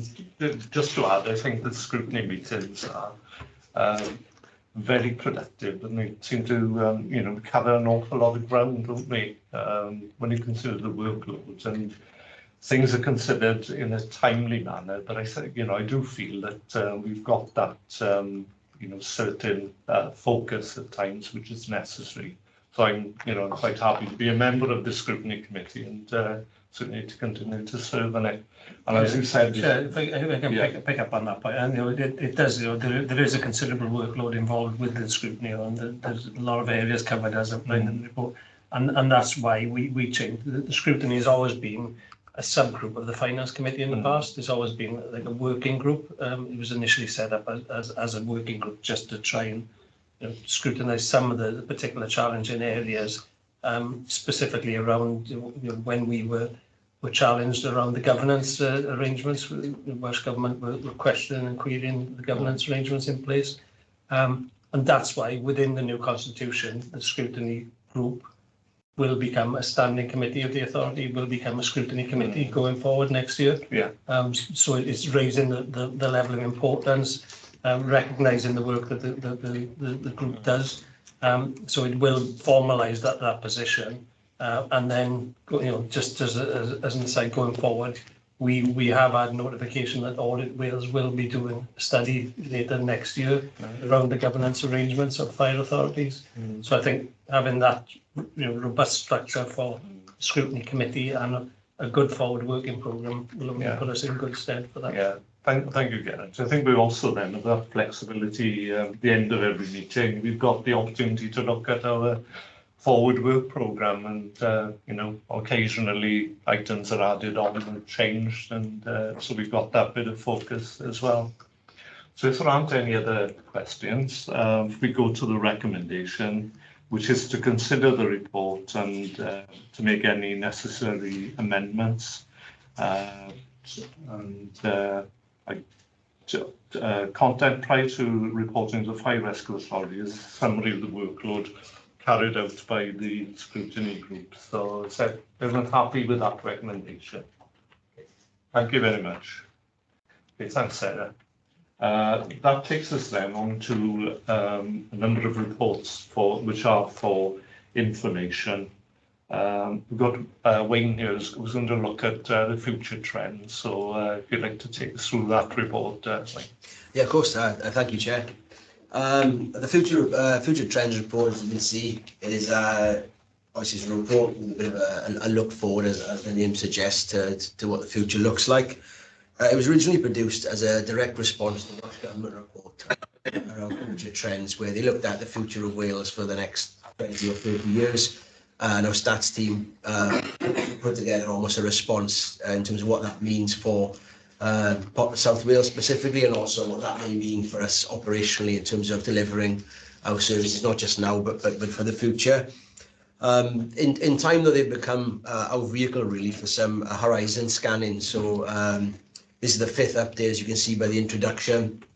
What we do is obviously we've got that base, that 20-30 year analysis we did a few years ago. What we're doing now is looking at any more up to speed or up to date publications, some more information out there, just to make sure, again, we're looking forward to see what those reports may in turn mean for the fire and rescue service in terms of obviously the public we serve and obviously the tools we have at our disposal and any emerging potential problems. And the big plan for us obviously is in terms of our annual planning cycle. Strategically, we want to pair this with obviously the in-house expertise with what we need to do now. Consultation and involvement is obviously really big as well. And this is the third piece of that puzzle, really, to look at the future, to make sure that we're not just looking at the immediate, but we're looking at what Wales will look like in the next 5, 10, 15, 20 years, to make sure that what we're doing now can meet that challenge, really. We're thinking of things now in our planning. So since the last report, so this again, like I mentioned, is the 5th one, the Office of National Statistics have published the Census 2021. So it gives us an idea of who the public essentially are, which would be our customer base. There's a report there on the cost of living insights. The Future Generations Commissioner has produced a Communities and Climate Change report. Welsh Government has produced a digital strategy for Wales, and Audit Wales has produced a digital inclusion in Wales report. So some really topical reports there. And what our stats and risk team have done is really looked into those reports for some really key insights and tried to relate those insights then into the way this organisation operates and plans for the future. So I won't go into every piece of the report, but the report is broadly broken down into 6 main sections based on those publications there. Just to mention, so this report doesn't sit in isolation. It's just to build on the previous 4 reports, because again, 20 or 30 year trends don't change annually. This is just more of a making sure that we're not being complacent with what we said 2-3 years ago. So what each of the section does, the sections are people and population, inequalities, climate change and sustainability, technology, public finances and infrastructure, and public sector demand and digital. And each of the sections will have, high level observations. So what we can pull from each of those reports I mentioned previously as things that may affect the way we work. And what we had the team do this time, which I think hopefully you'll find insightful, is look at the create a challenge impact grid, which obviously talks about specific issues, and then it breaks that issue down into a level of risk, and more importantly, what directorate or something we think that may impact with. So the plan is to take this report into our planning cycle for next year, which will start in earnest in June, July for pre-consultation, and we've taken that right through the end of the year. So again, that high-level horizon scanning will come from obviously this report. So Again, it was just for information and hopefully to give the authority some reassurance that we are looking really at the future. And again, what Wales looks like in the future, and now and in the future really, is a key consideration into our planning. Thank you, Wayne. Thanks very much. I can invite any questions or comments from members. Kate? Thank you, Chair. Wayne, do you mind me just asking what the job title is? I'm so sorry, we haven't met. No, that's no problem. I'm the Head of Service Performance and Communications. I sit within sales service area. Sorry. So it's really brilliant to see this and for you to list out the range of reports and things that are feeding into it. I think my question is around confidence across the organisation. It's a very wide-ranging, necessarily wide-ranging set of policy areas and to be looked at, and future trends is a kind of particular skill set as well, isn't it, in terms of understanding what it means to think 25 years ahead. So it's I suppose it's around the confidence of the expertise that you're able to draw on in-house, but also externally, and the ways in which we're doing that to make sure that we are maximising the kind of opportunities as well as seeing the risk. And the other key thing that I would really like to see is this, and it is a really, it's a great document, really interesting read, is how we're using the 5 ways of working that are mandated in the Wellbeing and Future Generations Act to actually translate that knowledge into, using those ways of working to actually, maximise contribution to the goals and take account of these future trends. So how are we drawing on expertise inside and out, and how are we specifically, I'm not necessarily asking to answer the how are we using 5 ways of working, but I really would like to see that in the document. Yeah, can I just, I'll invite Wayne to respond, certainly to the second bit, but the reason I invite Wayne to respond, Wayne recently did a presentation to the Future Trends Commissioner on how we actually apply apply the 5 ways of working, the wellbeing goals right across everything we do.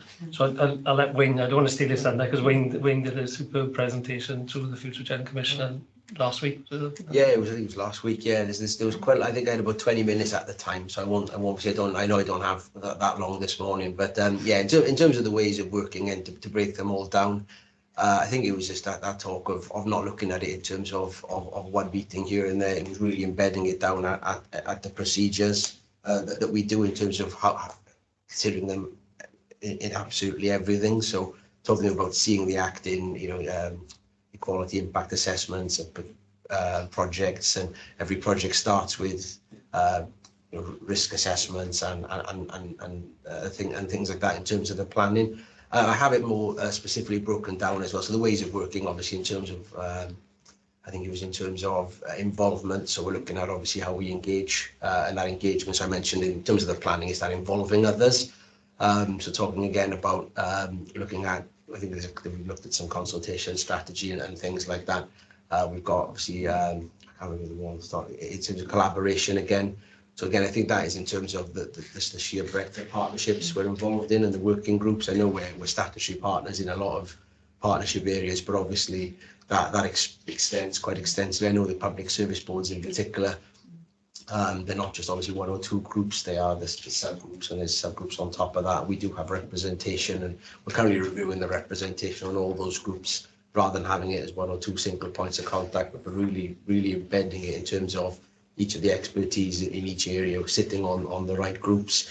And yeah, in terms of all the ways of working, it's and even prevention. So we've been looking at our risk, our strategy around strategic and departmental risks. Yeah, Chair, I sort of kind of, got a lot of confidence in that is happening from what I see from other documents. I think it's around the articulation of that in this, and also just that, question around those opportunities, talking about the language of opportunity as well as risk, and confidence of the authority that, you've got expertise that you can draw on for some areas that might feel slightly unfamiliar. Yeah, that's certainly Wayne's team work across with each of the directors and the heads of service to make sure that all of these aspects are picked up within the sort of corporate plans, strategic plans, and all the business plans are filtered down. If there are gaps in expertise, there's certainly areas that we do draw on from outside. So we will work with either partner agencies, or if necessary, we will buy in the necessary service. And just thinking as an example, we talked about the new Inn fire station being a net zero type station. Clearly, that's not the expertise that we have in house to deliver on a project like that. So we work in with design consultants and architects who have worked on those type of projects. So they came in, met with the senior management team to discuss some of the implications, not just cost implications, but the wider implications, before we sort of make the decision to progress. So that's just one example, but that is replicated if there are gaps. Okay, yeah. If we could note what Kate has said, Tim. Dan? Yeah, so obviously I think it was a really good report. Obviously mentioned all the challenges for for service area we'll face, obviously due to thankfully people are living longer. For demographic changes, I think particularly in the South Wales area are going to be very challenging for us. Obviously, as the report says, some areas like Bryan and Gwent are already having their population go smaller, while for over 64 age populations obviously increased significantly there, and linked with obviously higher levels of poverty in some of these areas as well. I think it's going to be a major challenge for the service. I'm just thinking, is that going to be a major part of our planning, how we look to obviously do a lot more preventative work, able to obviously support people to live independently longer as well, and be safe obviously in their homes while living independently. So wouldn't it be more targeted work, particularly with obviously the over 65s, particularly with the over 80 population? A lot of them do live on their own, and how they can obviously be safe and live independently for longer, because obviously that will make a larger section of our population. Yeah, Councillor, obviously, as I mentioned, the Wayne's team work closely with each director, so it's not trying to do things in isolation and just carry on with the plans that we've always had. It's looking to try and build in these future projections to ensure that we change and adapt. So each of the respective areas. So like community safety, so engaging with older groups. So that'll filter all the way down then through to the station level, the sort of community risk management plans that we talked about earlier. So ensuring that we're trying to recognise and pick up some of these patterns, changes in population, changes in demographics, so that they're inbuilt into the team level plans that go forward for the future financial year. Just to add to that as well, Geraint, in terms of the population, like I said, one of the biggest challenges we have, certainly in the statistics team, is not just using the information we collect, but the information out there to identify who these people are and, more importantly, where they are, in order to be able to target more effectively. So when I think there we mentioned earlier around home safety checks and things like that, it's about trying to get information sharing agreements in place with other agencies to be able to best identify who needs those services. Currently, in terms of resources being tight and obviously people's risks becoming, again, there's more and more people who need our services. So we're looking at things like information where we know where these people live, if they're over 65, if they have illnesses, and certainly in terms of behavioural information as well. So it's working to get information that's out there and being a lot cuter with knowing where our risks are and being able to deliver the services, tailor the services really, and be able to deliver them where they are. So that's another huge piece of work in terms of information sharing. Thank you very much, Wayne. Okay, that I think brings us to the end of that report. We have a recommendation, members. If we have a mover and a seconder to agree, so we've got Kate and agreement on screen. Great, thank you. That's very much, Wayne. So that takes us then on to item 10. Chris, you're going to present us, good morning, with a verbal report on floodwater strategy. Okay, morning Chair, morning members. Firstly, my name is Chris Hadfield. I'm currently the head of risk reduction. I'm also the lead for water rescue here in South Wales. As part of that, I represent on groups for water rescue with National Fire Chiefs Council and our All Wales Water Rescue and Flooding Strategy. So the purpose this morning, I've got a very, very short presentation to show you and take you through. The purpose of the presentation is really to give you a background or a journey of where we've been with water rescue.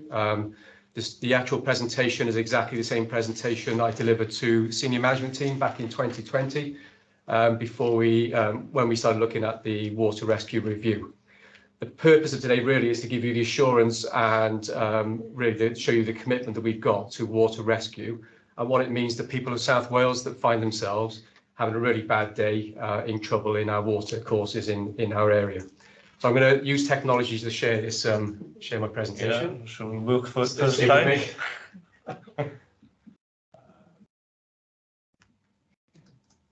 Find it.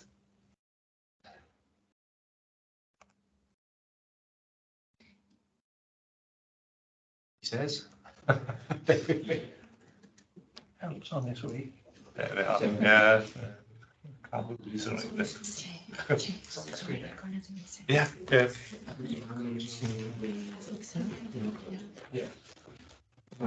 Yeah, that's right, yeah. No,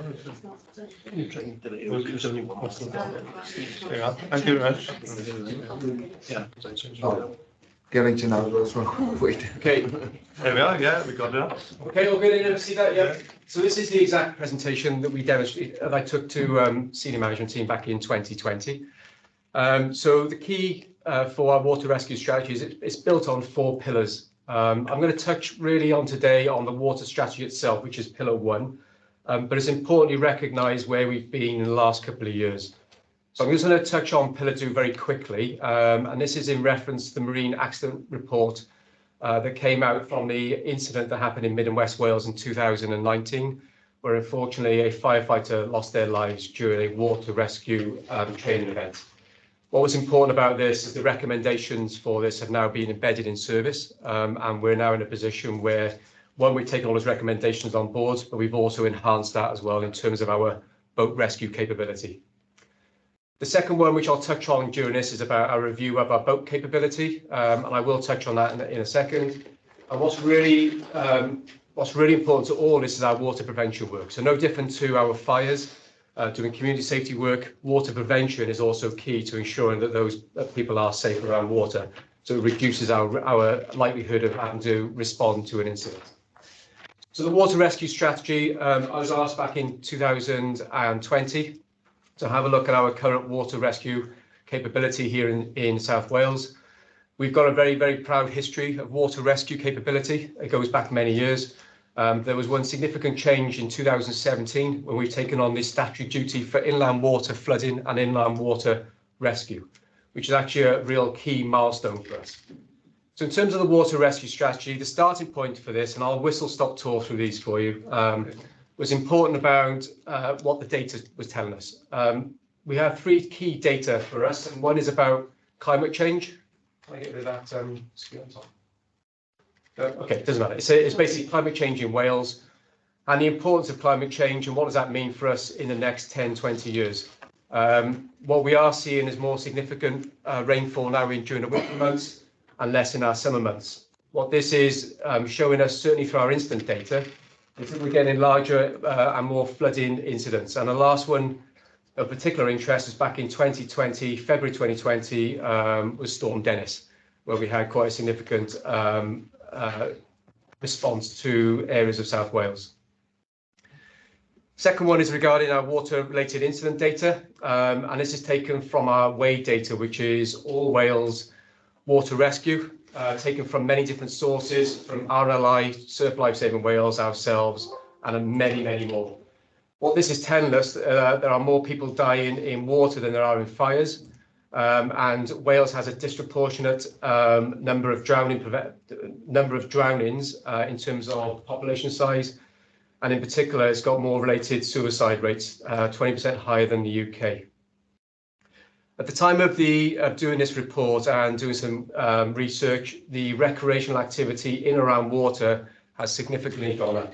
In particular, around activities of cold water immersion and the mental health and well-being of that, and the publicity of more people now taking to the water in different areas and in different water courses.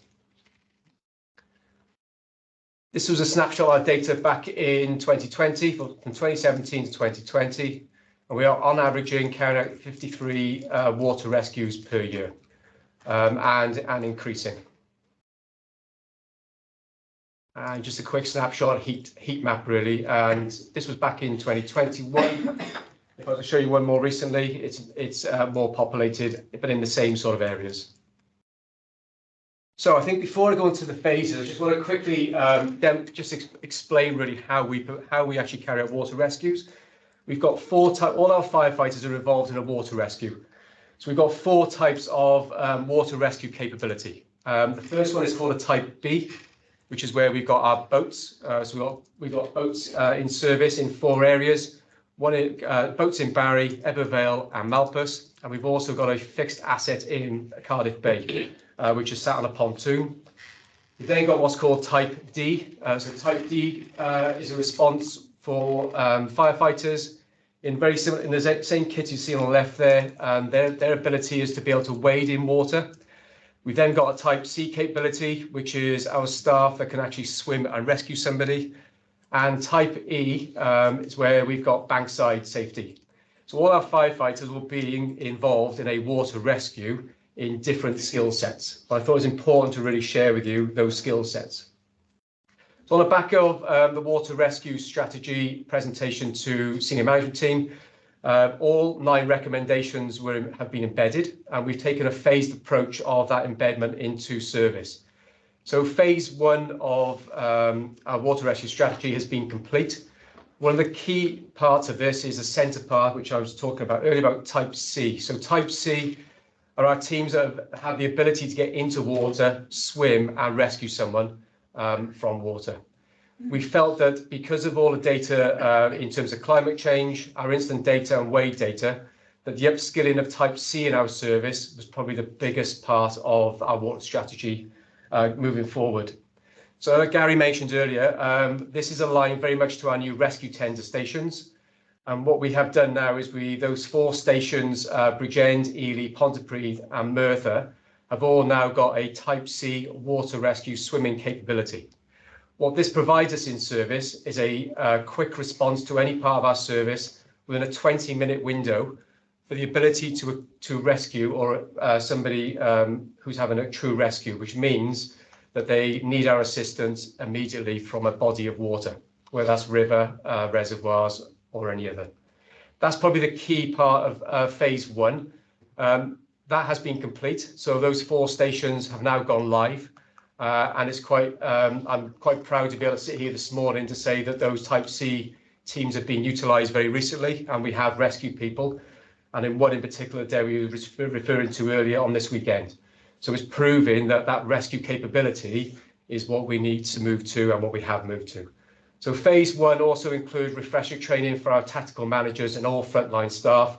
And we will shortly be running a series of events to ensure that all our corporate staff are fully aware of what our water rescue capability is. Mainly to understand what we're doing, but also if they are out and about with their families and friends, that what they can do in order to be able to assist in a water rescue, should they come across one. The third part of phase 1 is to do with our teams up in Abergavenny, Monmouth and Chepstow. So what we've done in that area, we supplied more additional kit for Type D, which is the ability to rescue from flooding water. So that's a wade team. And that's been really important to us because up in Abergavenny and Monmouth, we can guarantee it's not if, it's when they have water-related incidents in terms of flooding. And only recently, back in February, we had to hold a strategic coordination group because of the flooding up in Monmouthshire. So moving on to phase 2, which we're currently in at the moment. So I'll draw your attention to the bottom part there. This is the biggest part of phase 2 that we've just started. And this is all our whole time stations will be Type D.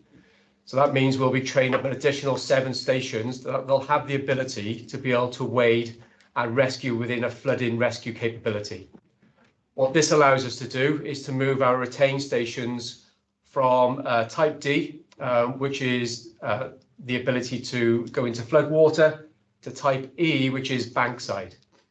The key reason for the move for the retaining stations is to take away some of the burden of training for water rescue, because to keep competent for water rescue takes a vast amount of time. What we want to do with our retaining stations is ensure that they keep their competency on their firefighting capability. So the upskilling of all our whole time stations will now complement us when we have flooding response needs. The centre part there you see on the screen is some detail around our Cardiff Central teams. Cardiff Central have also got a Type C capability, so the ability to get into the water and swim. And the reason for Cardiff Central to have that capability is because of the number of rescues we have on both the Ely and the Taff. And it's felt that that immediate response with the backup of the rescue tenders gives anybody that find themselves in the water, either accidentally or deliberately, the best ability and survival time. That's phase 2 that we're currently in at the moment. Phase 3, which we'll be moving to in 2024, will be a full review of our boat capability. The reason for this move in 2024 is to allow us to really understand our IRS, or our instant recording data. Back in 2020, we established our data didn't give us enough detail in order to make a informed choice on how we look at our boat capability. And to give you an example of that, back in 2020, when we had the major flooding in Pontypridd, we were using boats, but we weren't using them as boats. We had the engines off, we were using them as rescue rafts. That level of detail now we are able to capture through our IRS, and by next year we'll have a full suite of data that will give us an informed decision then of how our boat capability looks like, both now and in the future. And that might mean that we do a look at our boats and we may decide that actually our capability is suited in the right places, or it might decide that we need to move it to different stations, for example. But we'll be looking at in 2024. The middle one there is something we've actually done already. We've moved that action in phase 3 to phase 1. And this is the ability for us to search underwater and have a position to be able to rescue subsurface. So we've now purchased underwater camera systems that have got a hook system on the end that should we know the known location of a subsurface casualty, that we're able to identify and perform a rescue at our earliest capability, at our earliest opportunity. And so all our rescue tenders that I've spoken about that have got a Type C capability have now got an underwater camera system live on their appliance.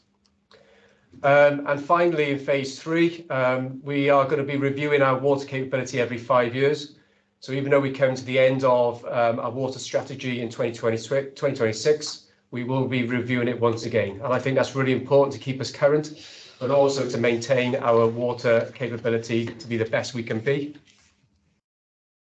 And then finally, just to give you some investment summary, when I went to SNT back in 2020, I was asking for initial capital of 180,000.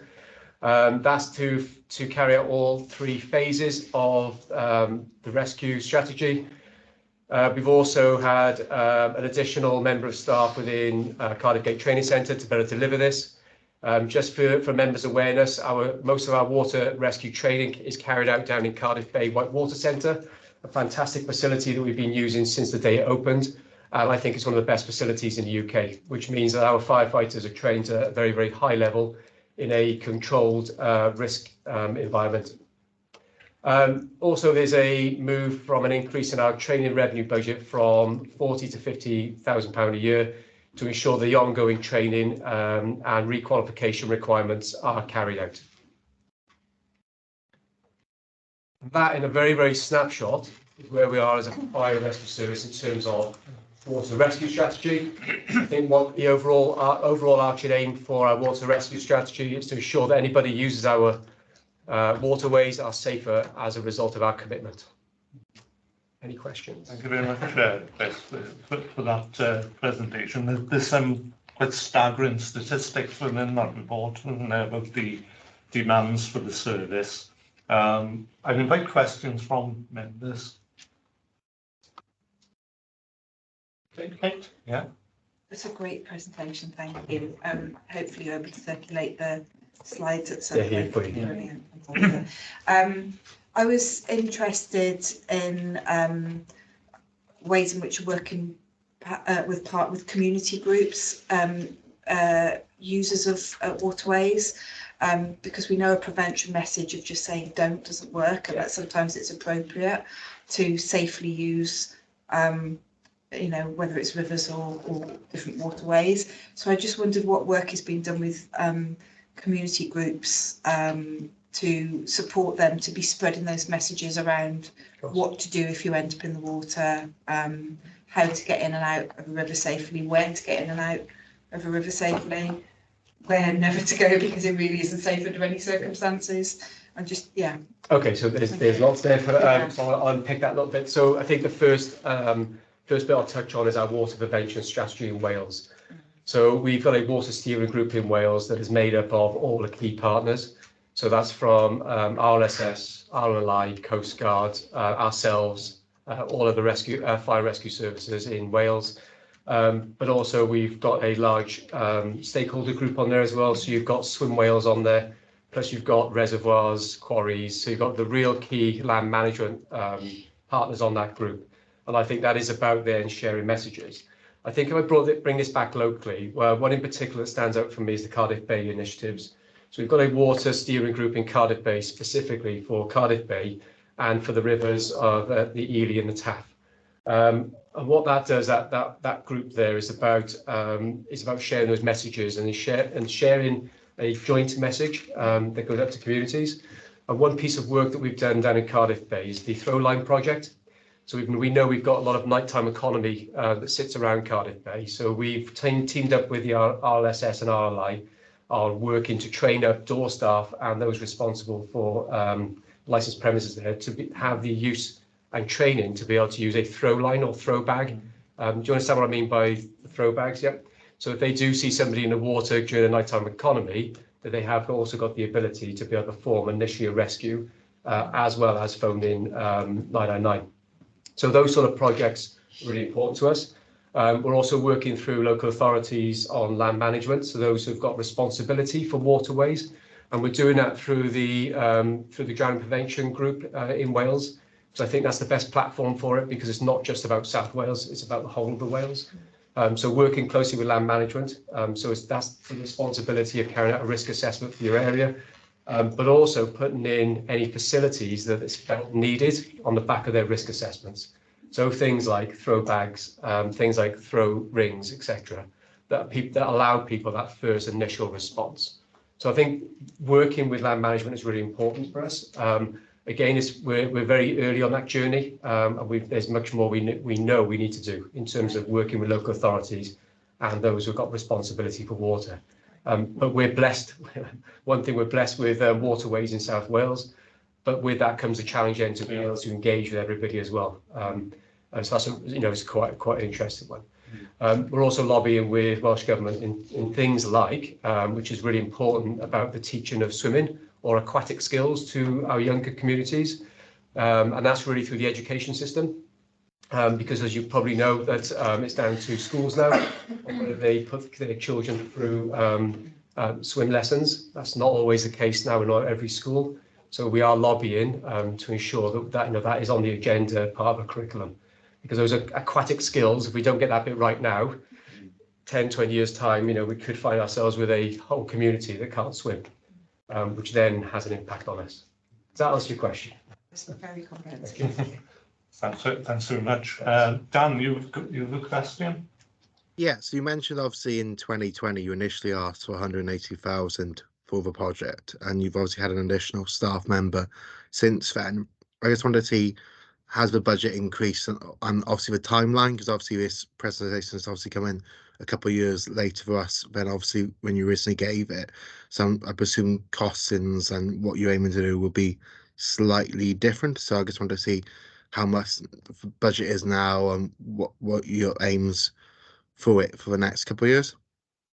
Yeah, so that's a really good question. So the 180,000 was based upon the purchase of kit and the ability to hire out the Cardiff White Water Centre.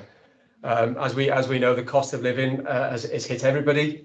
We've seen an increase in the cost of kit, not as dramatic as we thought it might have been, but we have seen an increase in that. When I set the 180,000 initially, it was based on current predictions, but we also we did put a percentage increase on top of that. So I am confident that we are working still within that budget of 180,000, even though we have also asked outside of that for additional money for things like the underwater cameras. So we brought that forward back into phase 1, but we're still predicting to be within the 180,000 as it stands at the moment. And we're online as well in terms of the phases. So can I just ask a follow up? Obviously, I just meant like timelines. So obviously you mentioned obviously the training at the Whitewater Centre will have to, I'm guessing, be ongoing. So obviously you have new staff members and, you know, training needs to be refreshed for people. So I presume that will be an ongoing cost. Obviously equipment lasts for so long, but I'm guessing the training will be ongoing. So after the 180,000 has been spent, there'll still need to be additional money on the training side. Yeah, so we've added, sorry, on the back of my presentation, there was an area there which I talked about, the revenue budget. So for training department, 40,000 is put aside for the training of or requalification of our staff. We've increased that now to 50,000 to be able to cater for the additional number of staff that have come on board now with things like Type C training, but also for our boat qualifications. Does that answer your question? Right, thank you, Chris. Yeah. If there aren't any other questions, we'd just like to note and thank you for that report. It's very informative. Thank you. Okay, and that takes us on then to Sarah. Is this going to be a long report? No, I will take the cue, Chair, and we'll be as brief but concise as we can on this one. So this agenda item 11, is regarding consultation responses, and this is the service's involvement in ongoing consultations, predominantly with Welsh Government, but also other interested bodies where we respond to consultations to provide a holistic view on suggestions and recommendations from other organisations. So as an organisation, we've got a very strong history of being actively involved in consultation responses. But one of the things that we're very keen under our governance arrangements is for us to be able to evidence how we are contributing to those consultations. So the proposal is, and the suggestion is that in future the scrutiny group would review the consultation responses that we provide as officers on behalf of the service and the authority. The process that we're going through at the moment is developing how we are going to manage and coordinate that internally. But what we're looking for from the scrutiny group in future is that when a consultation is advertised and we identify as an interested body that we will be responding to that consultation, we will make every effort to make sure that the scrutiny group can review that consultation before we submit it, so they can provide scrutiny to it in a proactive way.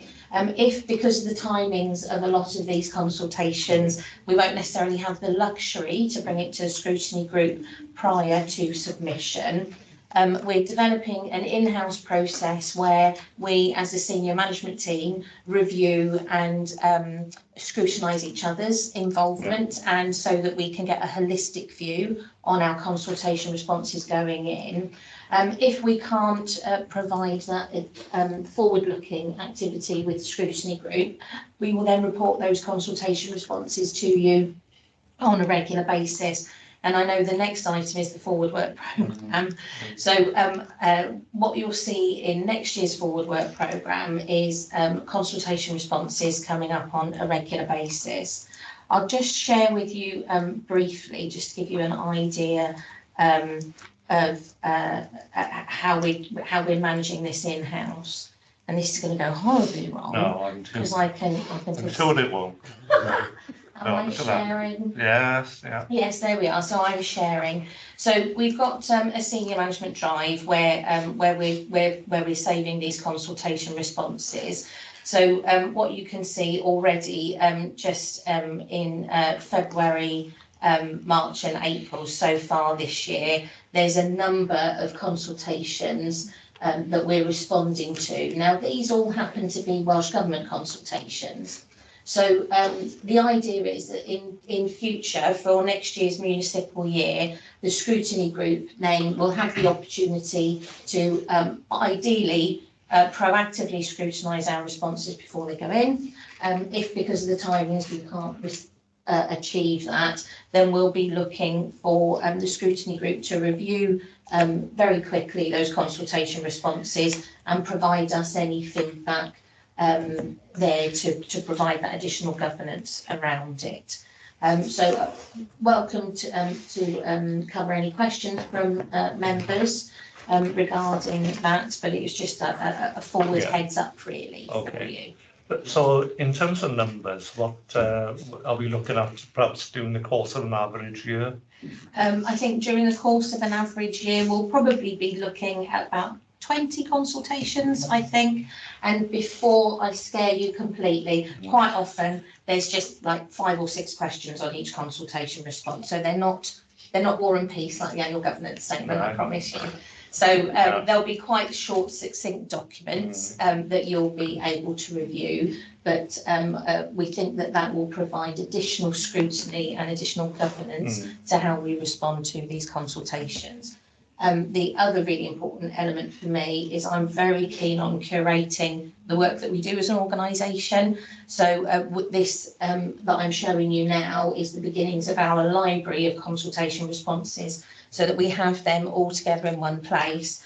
So I know for a number of things that there'll be various ongoing consultations. For example, being Future Generations Bill.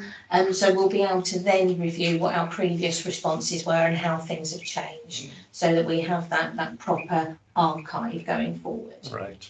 So there are statutory consultations, but also other consultations of areas of interest that are a concern to us, but it's not essential that we respond. Yes. How would you break those down? So what we do, so for example, with the Welsh Government consultations, we will be reviewing their list on a regular basis, and then heads of service will discuss, oh, this is statutory, we need to respond to this one. This is an area of interest, yes, we should be responding, or actually it might be, I'm scrabbling to think of an area where we wouldn't be interested at the moment, but there might be things going forward where we'll say, well, actually, no, we don't need to respond to this one. So it's about working together as a heads of service and a senior management team, identifying those that we should be responding to, make sure we do it in a timely manner, and then archiving it appropriately and giving the scrutiny group the opportunity to review that work. Yeah. It's sort of proper use of resources as well, isn't it? Yes. Okay. So some of the Welsh Government consultations are from a public perspective, so different from an individual's response. So we wouldn't naturally respond to those as an organisation. Yeah. But we'd encourage our workforce to respond to some of those consultations. Yeah. Yeah. Okay. Yeah. Are there any questions from members? Okay, well, it looks like we're happy to move that. Sarah, thank you for that update. Yeah, very interesting. Thanks. Okay, and on our agenda then, that takes us on to item 12, which is the forward work programme. And take us through that. That's you, Gavin. Yeah, thank you, Chair. So the forward work programme just shows the meeting, the items are on today's agenda. So that concludes the work of this group for the municipal year. So there's no other items to add to that. So there'll be a brand new forward work programme brought through for the next municipal year. So I just want to put on record my thanks really for all members of the scrutiny group that have worked with us throughout the last municipal year and robustly and appropriately challenged officers for each of the reports that have been presented. Well, we'd like to think so, Garen. Okay, are there any questions or comments from members? No, okay.